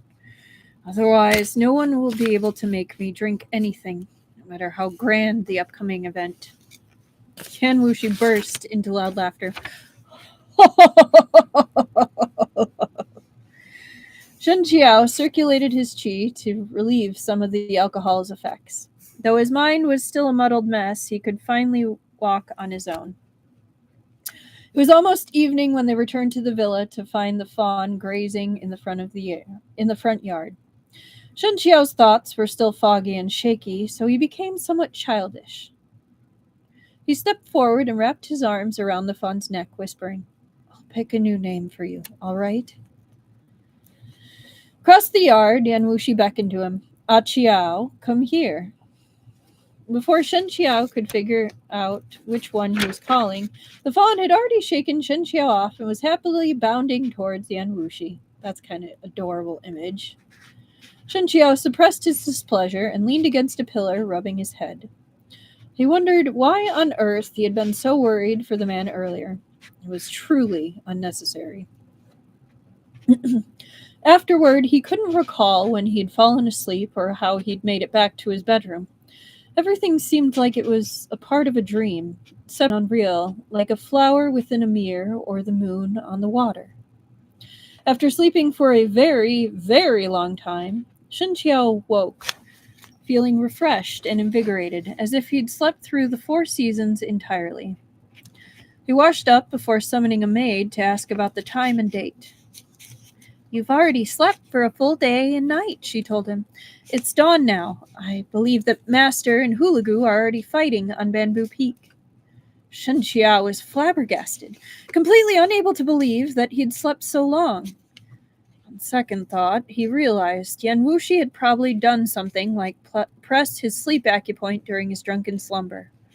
But there was no time to speak further. He grasped Shan Yi Tongbei, and with a flash, he swept towards Bamboo Peak. Yep, this is our last chapter of the main storyline. And then it's just a ton of extras and short stories.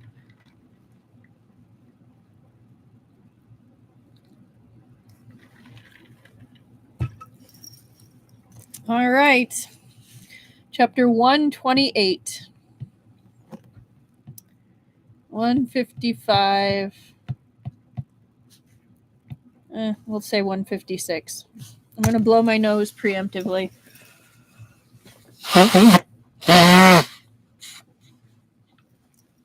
And yes, it is so exciting. 128. A world-shaking battle. Bamboo Peak was still the same Bamboo Peak. It had towered here for hundreds and thousands of years. Neither the rise and fall of the world nor the changing of dynasties had any effect on it at all. Thanks to the recent rainfall, many clouds cloaked the sun and vapor steamed above the river's surface, transforming into mountain mist. Even Yinghuai Peak opposite had become wrapped in white. It looked like an immortal realm. But those standing within this scene lacked the mood to admire it, and they certainly didn't feel like they were in the realm of immortals. After several days of consecutive rain, the mountain roads had become unusually slippery. Combined with Yinghuai Peak's already rugged terrain, when common people simply stood beneath the mountain and gazed upward, they'd be unable to stop themselves from gasping. There was even less to be said about climbing it. It was like trying to tread on thin ice. Even for martial arts practitioners, their qigong and internal cultivation, each step would take much slower than usual. Furthermore, today's Yinghuai Peak was especially exuberant and lively. Normally, there'd only be a smattering of woodcutters or poets on the mountain roads, but today, from time to time, one could see people of the Jianghu carrying swords and sabers as they ascended the mountain. However, the roads leading to the summit had been formed not through excavation, but rather through years and years of feet treading upon it. As such, the parts where few people walked were filled with steep cliffs that resembled swords, perfectly straight and vertical, with no safe place to pass. Those with extraordinary qigong could continue upward, but the mediocre martial artists would be forced to stop there, then look up and heave a sigh.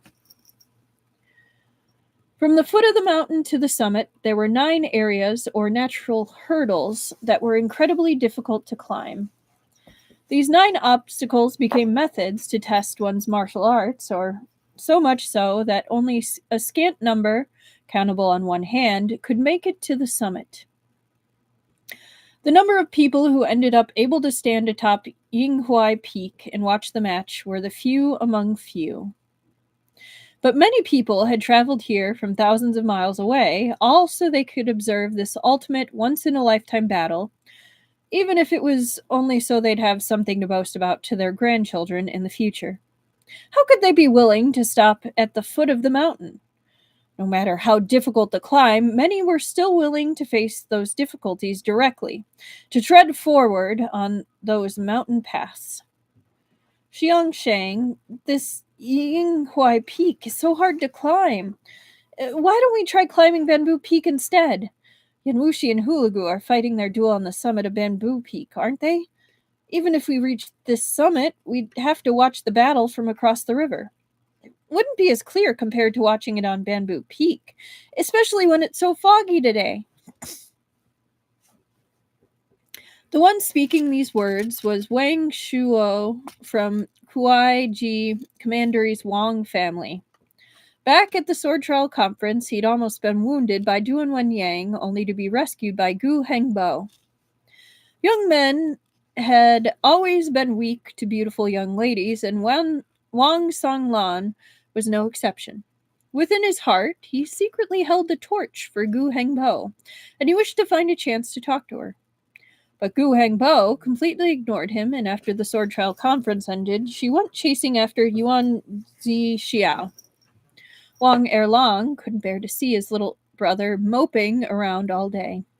When he heard that two of the greatest martial arts experts had scheduled a duel atop Bamboo Peak, he brought his little brother along to watch the fight. The two of them were good enough martial artists to be considered rising stars of the Jianghu's younger generation. However, when faced with the 9 hurdles of Yinghuai Peak, they were ultimately forced to stop at the last one. That's pretty good that they got to the last one, not gonna lie. There were no stairs before them, only a pencil-straight cliff face around 5 yards high, so 15 feet. If they wished to reach the summit, they'd have to overcome this wall first, and there was no foothold to use as leverage in the middle either. The previous night's rain had caused a rock slide, making the scarp even smoother, and it was slippery from rainwater. The only way onward was by clearing it in a single leap. The Wang brothers stared at the wall in a daze. 7 or 8 other people had found themselves stymied here, the same as them. They had all been preparing to go up the mountain to watch the fight. Just like the Wang brothers, they'd passed the first 8 obstacles, but they were now stumped. Wang Erlong shot his brother a glance. Do you think everyone else a fool? If Bamboo Peak was that easy to traverse, everyone would have gone off there already. Why would they come here? They say that Bamboo's Peak summit spans only several feet. Just finding a place to stand is difficult. Those who can fight upon it must be exceptional. How could it accommodate onlookers? Wang Sanlang froze, stunned. Then what should we do? We came all this distance just to stand here? He looked in the direction of the distant Bamboo Peak, but was disheartened to find another mountain solidly in the way. Even craning his neck, he could glimpse nothing more than a stretch of white clouds, never mind the people on the mountain. Wang Erlong hadn't expected to be met with this kind of situation either. He said regretfully, You know that there's always a better person, always a higher sky. Li Shaoxia and Su Shaoxia from Chunyang Monastery went up just now. Wang Songlong thought about Gu Hengbo and his spirits fell even lower. That duel on Bamboo Peak should have started by now, he sighed. I wonder how the battle's going. He didn't say it, but Wang Erlong also sorely wanted to know. That group of 10 people, the 2 brothers among them, stared at each other at a loss. One person refused to admit defeat and decided to try again. He walked to the mountain wall, drew in a deep breath, and leapt upward. His figure rose like a white crane. Wall drew in a deep breath and leapt upward. His figure rose like a white crane spreading its wings, or a wild goose soaring high in the sky. It made for a lovely scene. 10 or so pairs of eyes fell on that person, watching as he reached the apex of his jump. He was already more than halfway up the wall, but he'd exhausted this breath, and he had no choice but to kick at the cliff wall, trying to use it as leverage to leap up again. But the surface beneath his foot was incomparably slippery, and he couldn't find even the slightest bit of traction. His body immediately dropped, and the breath he'd struggled to keep was released as well. Unable to go any higher, he was forced to fall back to the ground. He'd made a fool of himself before an audience, so he couldn't help but feel awkward. My skills are lacking, he said. I've embarrassed myself before you. If any of the others had possessed the ability to scale it, they wouldn't still be standing here, so they all immediately began to comfort him. This brother is too modest. Your Qinggong is already amazing, but it rained yesterday, so it's even more difficult to climb than normal. Otherwise, we'd already all have made it over. Everyone commiserated with each other and chatted together for a while. Wang Erlong couldn't help but ask, "My brother and I only arrived just now. How many people have already gone up?" One of the others answered, "There aren't that many, but it wasn't that few either. Experts like Palace Master Ru Yan, Monastery Master Yi, and Duan Yang are naturally a given, but there's quite a few from the younger generation who made it up there too. I only recognized Li Qingyu, Su Qiao, and Shai Xiang. I'm not familiar with the remainder." Someone else added, "I did recognize one. There was also Chao Yu from Qi Xia Sword Sect." Wang Erlong was taken aback. He'd fought Chao Yu before, and the man had been a step above him in skill, but he didn't expect that he'd be able to leap up there. That showed that Wang Erlong was still below him. At this time, another person attempted to head up again, but unsurprisingly, he too returned with his wings clipped in the end. Everyone else was growing somewhat discouraged. It should be almost 7 by now. An hour has already passed. I fear they must have started fighting long ago. It's just the outcome isn't decided yet. In my opinion, we might as well head back down the mountain and wait for news. Better than being stuck here, unable to go up or down. Even so, when there was only the final hurdle left, who'd be willing to throw it all away and turn back? The person who tried leaping up just now sighed. I can only blame my past self for thinking Qinggong useless and refusing to put in the effort to learn it. Being trapped here now is really infuriating. Hang on. Oh, there we go. It's like I can feel my robe getting caught on my chair. Hang on. Before he finished speaking, he made a sound of surprise. Everyone, look! Another person's coming up. I wonder if he can get up here. Everyone quickly followed the sound and looked. Sure enough, a figure came sweeping up towards them from below at great speed. In the blink of an eye, this person was right before them. The Wang brothers recognized the newcomer, and they couldn't help but exclaim in surprise, "Esteemed Taoist Master Shen!" Shen Qiao didn't know when his address had changed from Taoist Master Shen to Esteemed Taoist Master Shen. He also wasn't in the mood to scrutinize it carefully. The only thing he cared about right now was the battle on Bamboo Peak. So even though he recognized the brothers, he only nodded at them in greeting. He had no plans to exchange pleasantries. Half of the 10 or so people there recognized Shen Qiao due to the incident at the Sword Trial Conference. The remaining half hadn't gone, so they didn't recognize him. But all the same, upon hearing him being addressed as the one and only esteemed Taoist Master Shen, it should have been clear who Shen Qiao was. For that half of the group, their gazes on Shen Qiao instantly changed. Now, they carried some admiration and worship as well.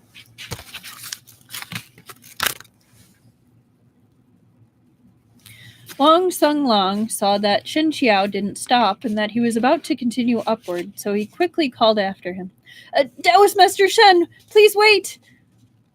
Shen Qiao's brow furrowed slightly, but he ultimately did stop, turning back to look at him. He's so polite. Look at him.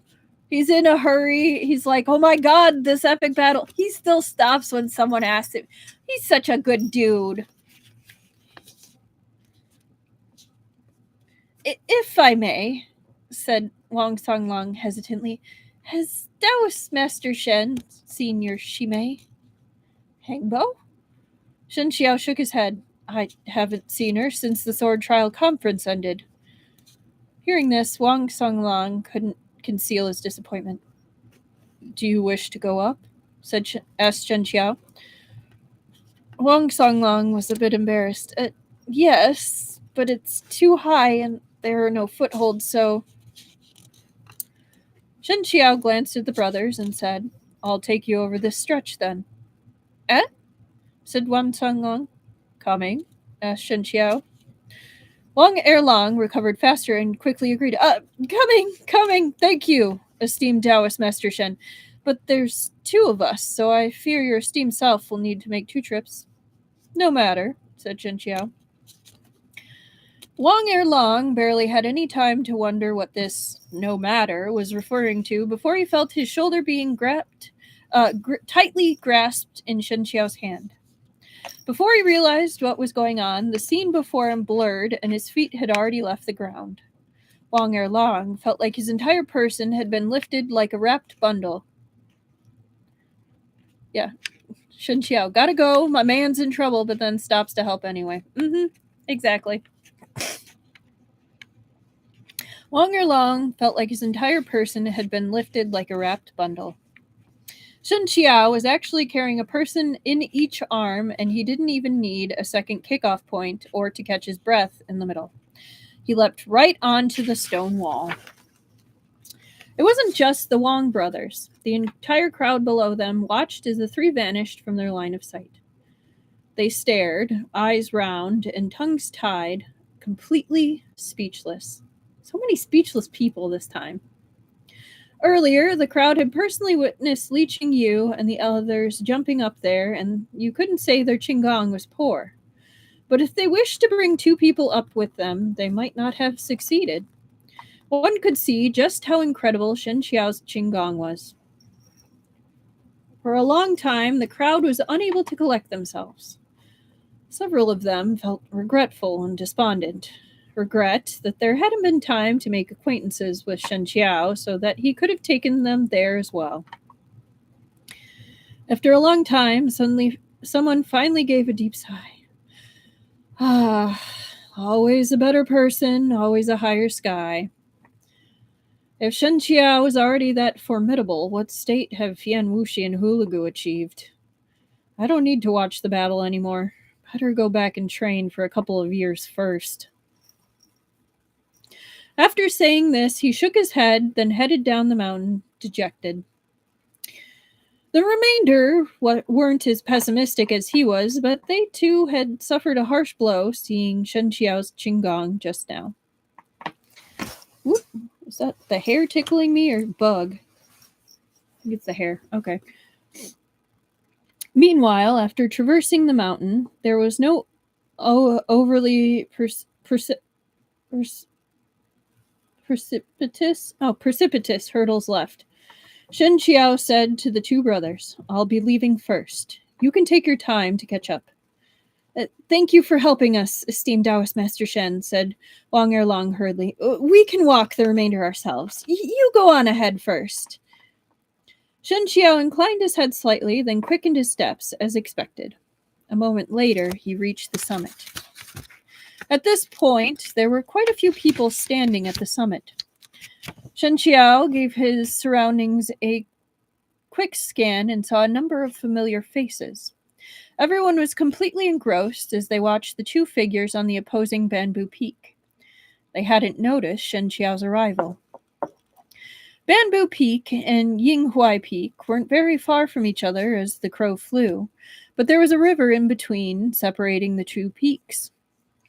Though mist was currently swirling around the peaks, the cold mountain winds would disperse the thick fog from time to time. Everyone who'd made it up here was naturally first class in terms of both martial arts and eyesight, so it wasn't difficult for them to see the situation on the opposing peak. Shen Qiao didn't have the mind for pleasantries any more than the rest of them did. From the moment he'd arrived, his attention had been completely drawn to the other side. Both Yan Wushi and Hulugu were bare-handed and weaponless. However, with every move and stance they made, their robes would rustle, their sleeves flapping. It was difficult to tell if it was the mountain winds that were buffeting them or the true qi that washed over them. Even the mist and cloud shrouding the peak gradually cleared as they fought. This allowed those on Yinghuai Peak to watch the battle with perfect clarity. When Shen Qiao arrived, the two of them had already been engaged for almost an hour, and neither of the two had any intention of finishing the fight. As their palms rose and fell, the stones split and clouds scattered. The sheer force involved was so great the audience could hear the sounds all the way on Yinghuai Peak. As a martial expert, and especially as a Grandmaster level martial expert, Shen Qiao noticed something right away. Neither side showed any sign of reserving themselves.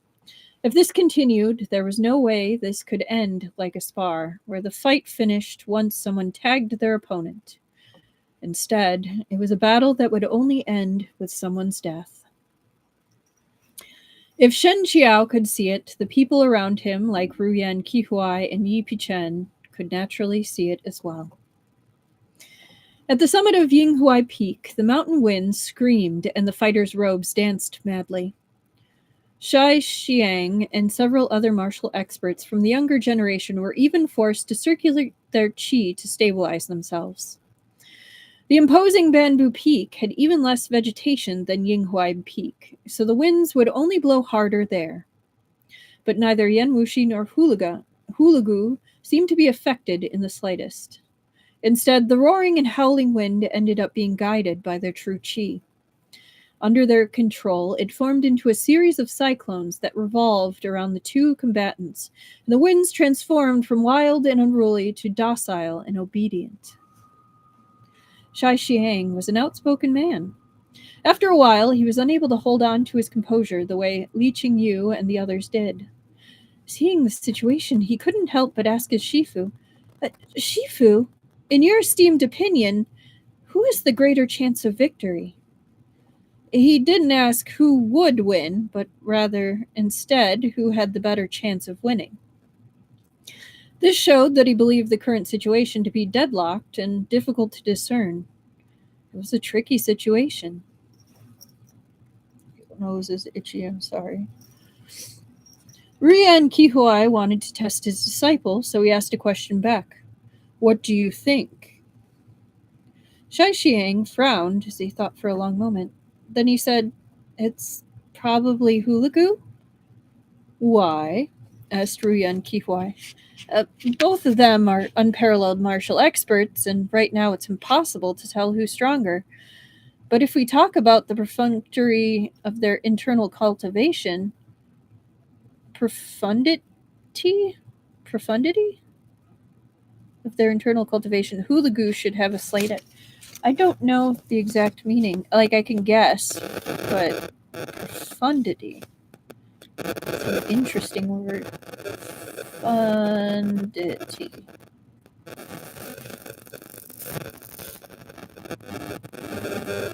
Alright, it is deep insight, great depth of knowledge or thought. Great depth or intensity of a state, quality, or emotion. A statement or idea that shows great knowledge or insight. Okay. Sorry, it was a good Scrabble word. There you go.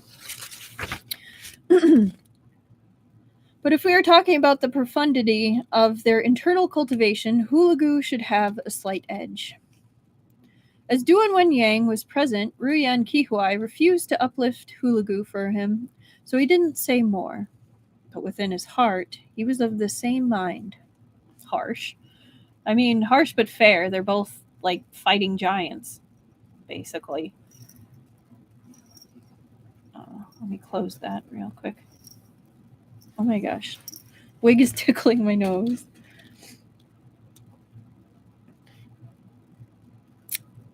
Where was I? But within his heart, he was of the same mind. Yan Wushi was indeed extremely formidable, with a terrifying force and might behind his attacks. But, after all, Hulugu was still Hulugu. On Qingcheng Mountain, he'd been able to defeat someone like Yi Pichen as easy as snapping bamboo. This level of martial arts was probably something even Yan Wushi hadn't achieved. Hence, in this battle, the outsiders might have found it quite suspenseful, but for Grandmaster-level martial experts like them, they might have been able to faintly glimpse the outcome from the beginning. Though Yan Qihuai had no fondness for Yan Wushi, they were ultimately both still martial artists from the Central Plains. If Yan Wushi lost, the Central Plains martial arts world would lose all face, so Yan Qihuai and the others naturally wished for Yan Wushi to win. The chance of victory for him was slim, but that didn't mean there was none. In contrast to the watching crowd, who each held their own thoughts and calculations within their hearts, the two people on Bamboo Peak made for a completely different scene. Hulugu had never fought Yan Wushi before, but before their duel, his disciple Duan Ying had already long gone to various places to gather all the information he could find about Yan Wushi.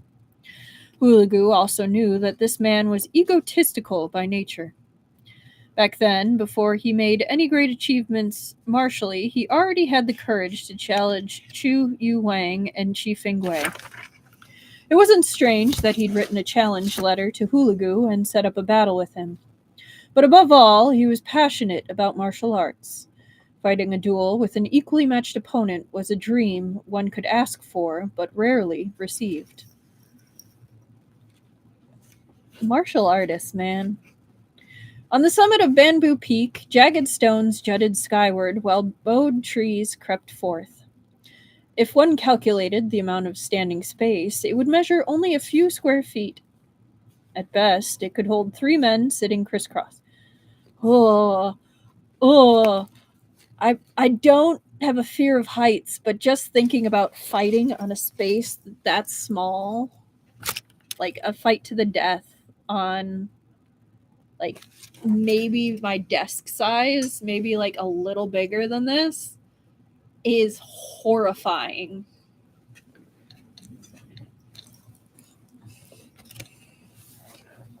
To fight upon this kind of surface while braving the fierce high winds, that was undoubtedly an incredible test for one's martial arts. Yeah, I'd say so. But neither party's moves were flashy nor embellished in the slightest. Their attacks slammed into each other head-on in a direct confrontation. Hulugu had claimed to have mastered dozens of weapons that he'd integrated into his palms themselves. Every move and stance secretly coincided with a sword, spear, saber, or halberd technique. When he attacked, it was with a force capable of toppling mountains and overturning seas, like a great river cascading forth or the sea waves rolling in. It rushed forward in the first strike, determined to crush Yan Wushi beneath it. At this moment, the high winds came screaming in from all directions. Guided by Hulugu's true chi, it was only aggravated further. It tightly engulfed Yan Wushi, tearing inch by inch through the defenses he'd constructed with his true chi, roaring and wailing as if it wanted to rend him to pieces entirely. It was as if there were only one person left between all of heaven and earth. Yan Wushi's internal energy was imperious, but it couldn't contend with the power of nature itself. Once his internal energy was exhausted, Hulugu's offensive would surge over him and devour everything. There would never be any chance of escape again. Hulugu's internal energy worked in tandem with those high winds to perfectly trap Yan Wushi in a watertight grasp. If he tried to advance or retreat by a few steps, he'd find himself suppressed by the other party's chi and unable to make a move. But if Yan Wushi could surrender this early, he wouldn't be Yan Wushi at all. The winds were piercingly cold. Sometimes they blew in from the southeast, at other times from the northwest. Bamboo Peak was surrounded by empty space on all 4 sides, and so the wind would never stop. All things came with their trade-offs. This was a law of this world. Since Hulugu had wanted to harness the wind's power, he needed to exert more internal energy to coordinate with it.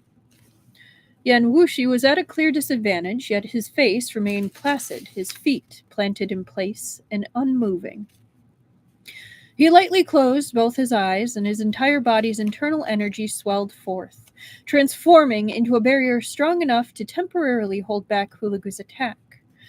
But against Hulugu, this kind of feeble defense couldn't last more than a short moment.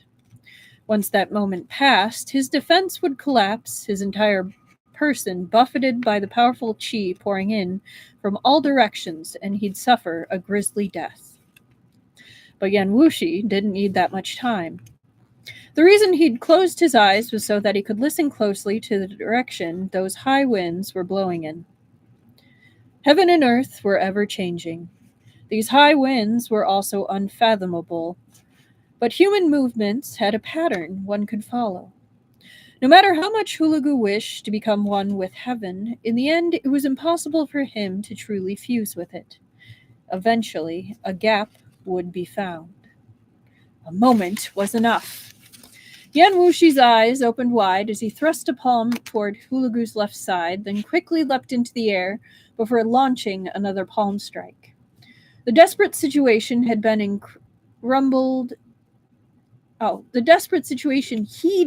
crumbled entirely, and that wasn't all. He'd even counterattacked, switching from the defensive to offensive. The hour they'd spent on the previous exchange had given Hulugu a thorough understanding of just how troublesome his opponent was.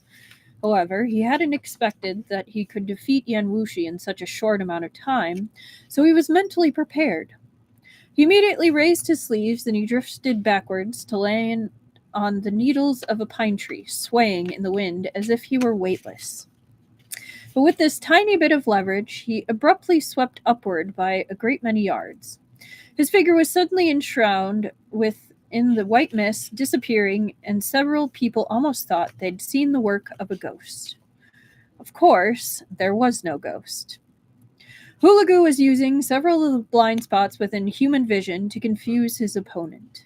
Using his incredible speed, he seemed to flit about without a trace, managing to fool the onlookers' eyes for a time, even in broad daylight. Once the veil of night descended, this skill would be enough to terrify anyone. Even the spectating crowd couldn't stop their faces from shifting a little. Some of them had already begun to silently ponder whether they themselves could handle this situation upon encountering. Spoiler, no, you could not. The Wang siblings needed no mention, but the likes of Li Qingyu and Shai Xiang were young, bright, and talented, and they'd grown proud and arrogant because of it. But when they asked themselves this question, they also realized that if they'd been the one in that situation, there was a 9 out of 10 chance that they'd fail to break free.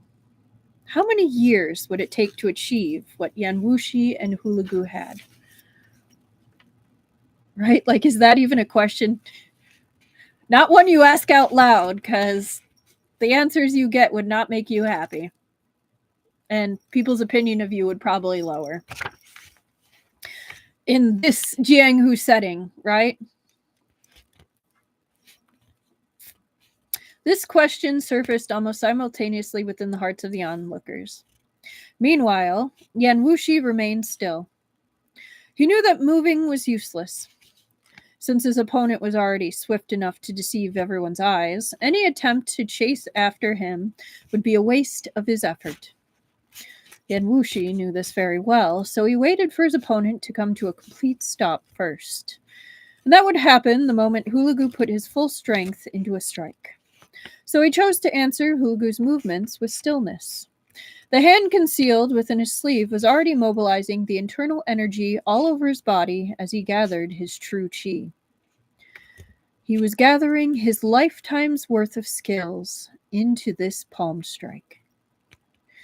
Hulugu attempted to crush him first, using an early strike, but in doing so, he realized something that secretly shocked him. Yan Wushi had no openings. No matter how skilled someone's martial arts were, even if they'd already achieved a state of complete harmony, it was impossible for them to lack any openings or flaws. All things in heaven and earth, vegetation and creature alike, even people, all of them had their flaws. Yan Wushi couldn't be an exception. Hulugu understood that if Yan Wushi appeared to have no flaws, that meant he simply wasn't able to perceive them. Not that Yan Wushi was a perfect, flawless being on par with the heavenly Tao itself. He realized with surprise that the resolve within that man's nature, as well as the craftiness within his actions, were superior to even the Chiefing Wei from the past. That's a compliment from Hulugu, who really respects Chiefing Wei. Like, given enough time, perhaps this man might really be able to attain the state of great completion. Perhaps he could even glimpse and break through the absolute summit of martial arts itself and ascend directly to heaven as an immortal. This kind of ascension was different from the way the soul would depart from the body after death.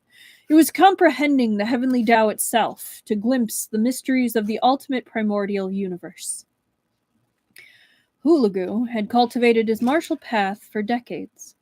Along the way, he'd suffered a defeat at Chief Ingwe's hands, then willingly stayed outside the Great Wall for 20 years, living in seclusion. He'd never been a person who lacked patience or endurance. But when he faced Yan Wushi now, he couldn't help the trace of envy that suddenly, involuntarily rose within the depths of his heart. That's right. Envy. Envy that Yan Wushi was younger than himself, that he wasn't necessarily more talented, yet still possessed the opportunity to break through to the supreme martial path. This golden opportunity wasn't something anyone could forcibly obtain. All humans had envy within their hearts. Hulugu wasn't a god or an immortal, so naturally he did too. But this wisp of envy, so tiny it was almost imperceptible, was quickly flung to the back of his mind. He decided to attack. Hulugu's fingers were long and slender, but not fair. He was a Gokturk and a martial arts practitioner, so his palm carried those commonly seen calluses, the skin a little yellowed. But within these two hands was concealed a thunderous power, a strength enormous enough to horrify anyone. The true chi surrounding his body made his sleeves billow high, and he pressed his fingers together. At first, they resembled soft emerald ripples, but in an instant they transformed into a razor-sharp blade of ice, and he sliced downward at the crown of Yan Wushi's head. And at almost the exact same moment, Yan Wushi leapt into the air. While suspended, he turned around and met Hulugu's palm blast. When the strong met the strong, one was destined to become the weak. Hang on 1 second. My throat is killing me.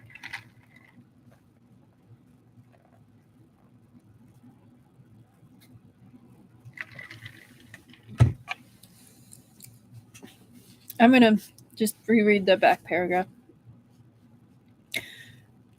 And at the exact same moment, I'm going to go back a little bit. The true chi surrounding his body made his sleeves billow high, and he pressed his fingers together. At first, they resembled soft emerald ripples, but in an instant they transformed into a razor-sharp blade of ice, and he sliced downward at the crown of Yan Wushi's head. And at almost the exact same moment, Yan Wushi leapt into the air. While suspended, he turned around and met Hulugu's palm blast. When the strong met the strong, one was destined to become the weak. Hulugu could acknowledge that Yan Wushi was incredibly powerful. He could also admit that when he'd been Yan Wushi's age, he probably couldn't have attained the level Yan Wushi was at right now. But that didn't mean that he'd present him this victory on a platter. They were both well aware that a duel between the two was inevitable. Even if it hadn't been today, sooner or later it would have come. Because with Chief Ingwe gone, there was only one Yan Wushi in the world, and he was the only one capable of matching Hulugu. To each other, they were something like fated nemeses. Today's match could only end in death. Their palm blasts met, and their true chi scattered in all directions. All at once, branches snapped, and rubble flew with a loud rumble, and even the mists and clouds surrounding the sky fled in terror, transforming into fine silken threads that drifted through the air. Their true chi had condensed into a barrier around the two combatants, preventing any debris or dust from entering. Everyone stared with bated breath. It only lasted an instant. Powerful true qi collided in midair, and Hulugu drifted to the ground while Yan Wushi floated backward a little, only landing a moment later. Wang Sunlong's mouth and tongue had gone paper dry, and he found himself unable to say a word. He couldn't stop himself from tugging on his brother's sleeve as he forced several words out of his throat. This is Hulugu's victory? Wan Erlong didn't answer him.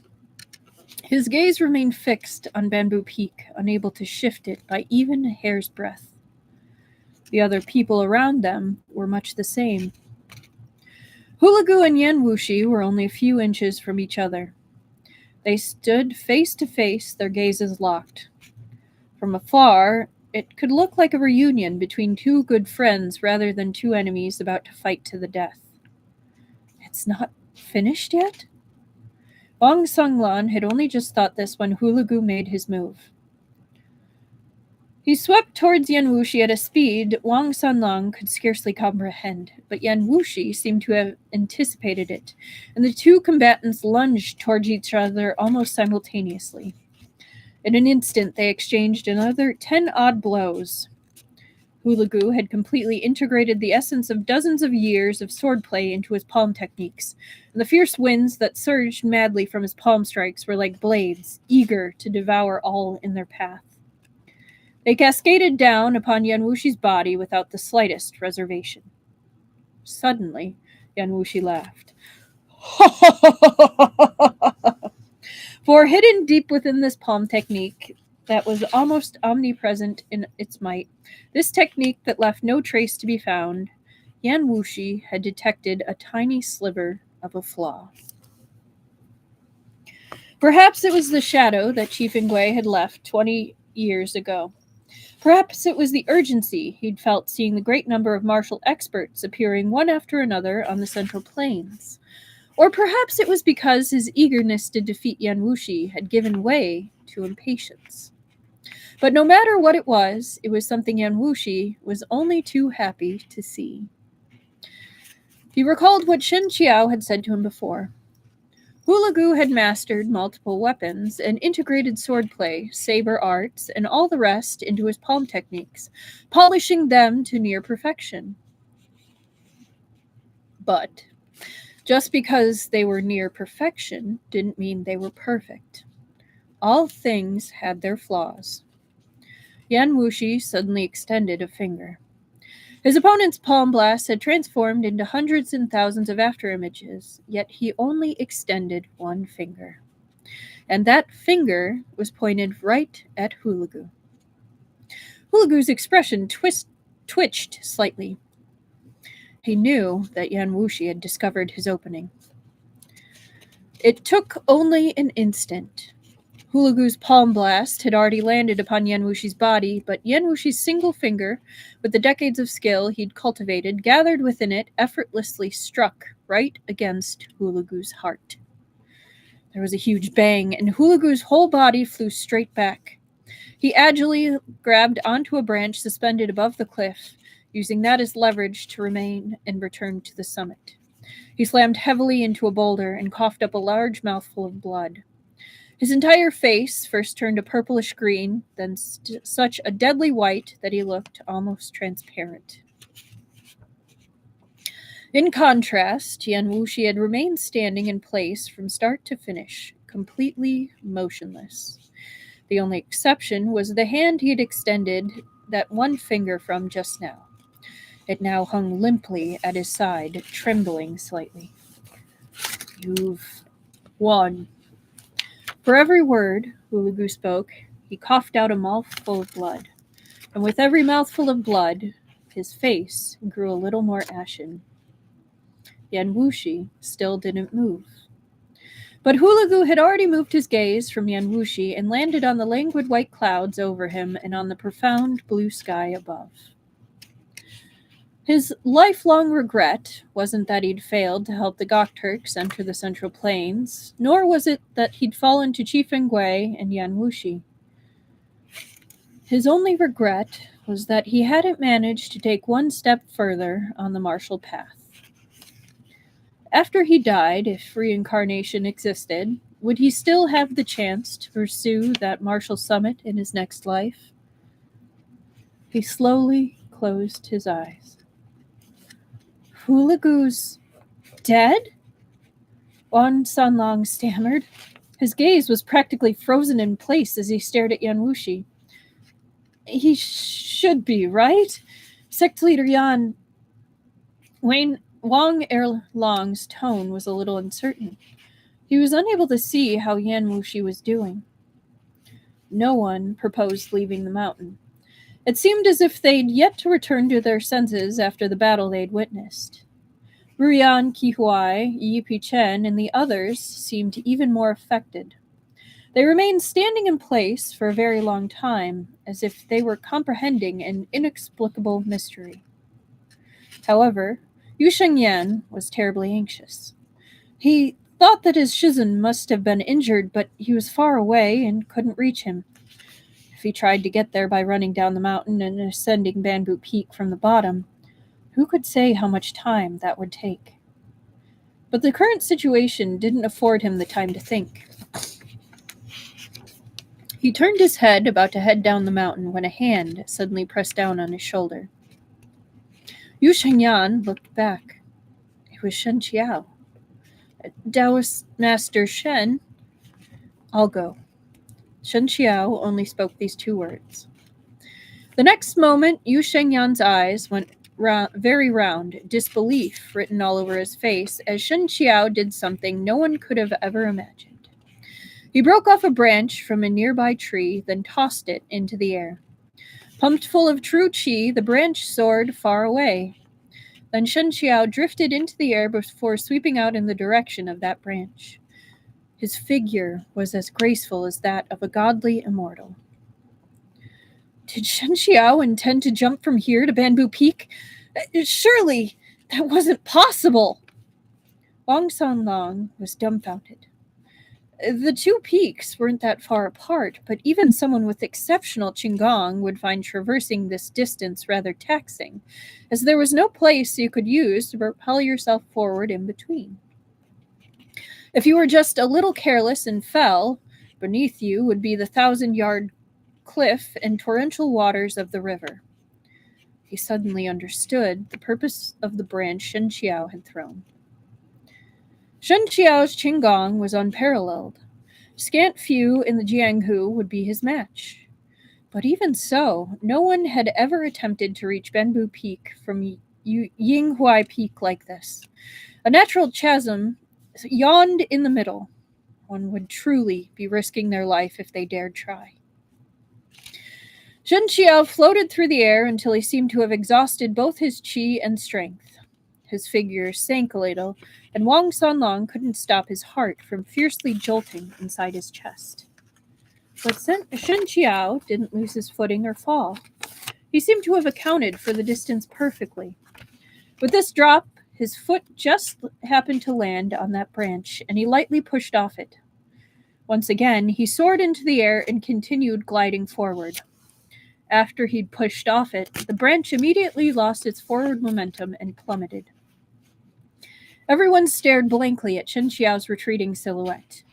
Even Ruyan Qihuai and the other grandmasters revealed expressions of shock. This was far beyond their expectations. Wang Sanlong's gaze had already evolved from admiration into worship. He's propelled by the power of Gay. A rainbow stretches across the heavens, right? Wang Sanlong's, but Shen Qiao didn't have the mind to concern himself with their impressions. Right now, all his attention was on Yan Wushi. This battle had killed someone as powerful as Hulugu. Could Yan Wushi really be perfectly unscathed? The Wang brothers' eyes might not have been good enough to tell, but Shen Qiao had understood with just a glance. Not only was Yan Wushi not perfectly unscathed, he wasn't doing much better than Hulugu. But even knowing this, he still hadn't expected that he'd need to catch Yan Wushi's collapsing figure right after landing on Bamboo Peak. Yan Wushi! Shen Qiao's face fell in horror. Where his skin was pressed to Yan Wushi's, all he felt was a stretch of icy cold. Yan Wushi's eyes were tightly shut, his face peaceful. A trace of dark crimson trickled from the corner of his mouth, slowly flowing down towards his chin. Immediately, without another word, Shen Qiao pulled out a porcelain bottle.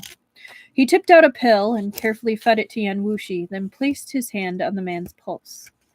After taking it for a moment, even though he'd already prepared himself for this result, his mind spiraled into chaos and his heart felt like it would shatter. His life force was exhausted, his yang energy gone. Everything seemed to have withered away. There was no sign of life. No sign of life. In an instant, Shen Qiao's complexion almost matched the nearby Hulugu's. His hands trembled as he forced himself to suppress his roiling emotions. He pulled out another bottle of wound medication and tipped out many pills. He desperately wanted to feed Yan Wushi all of them, all at once. Back when he'd heard news of the duel, Shen Qiao had already finished preparing the medication. He'd specially looked for a formulation meant to heal severe injuries that had been passed down through the generations at Xuandu Mountain. He'd done it to prepare for the worst, but he'd always hoped that he wouldn't have to use it.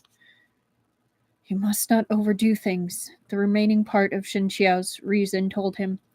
He forced himself to draw a deep breath, then counted out 3 more pills before again feeding it to the man in his arms. He waited a long time, but Yan Wushi's complexion took absolutely no turn for the better.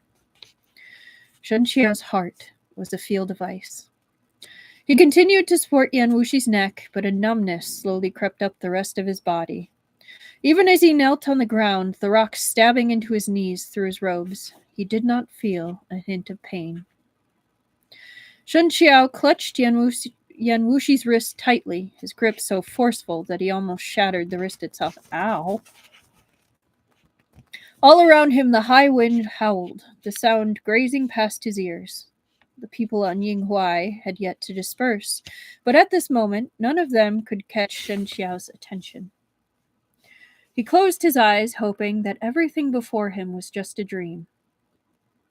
However, when Shen Qiao next opened his eyes, that man who'd treated everything as a game, who'd always been egotistical and arrogant without compare, was still lying still in his arms. His eyes were tightly shut, and there was no life in him. He'd never known this feeling before, of sorrow and suffering, swelling to an extreme, when the heart tangles into knots. So, it felt something like this. Yan Wushi. Shen Qiao's voice was quiet and hoarse as he spoke into his ear. If you wake up, if you can wake up, I'll do anything you want.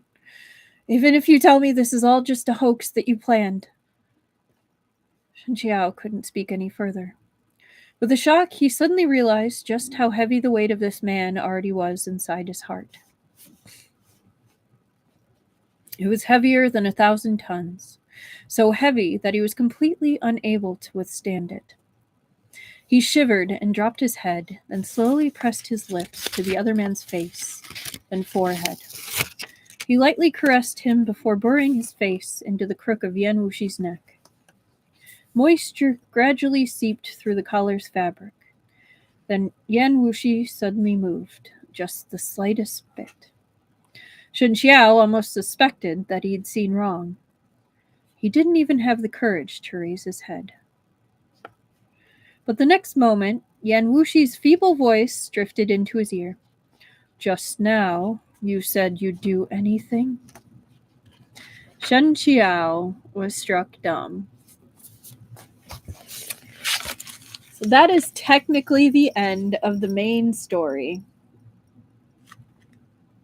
And what a very Yan Wushi way to end the main storyline.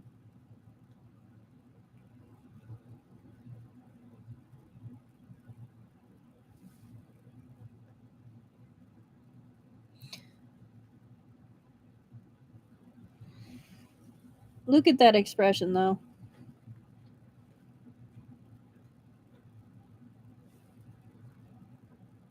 It's very perfect for Yan Wushi.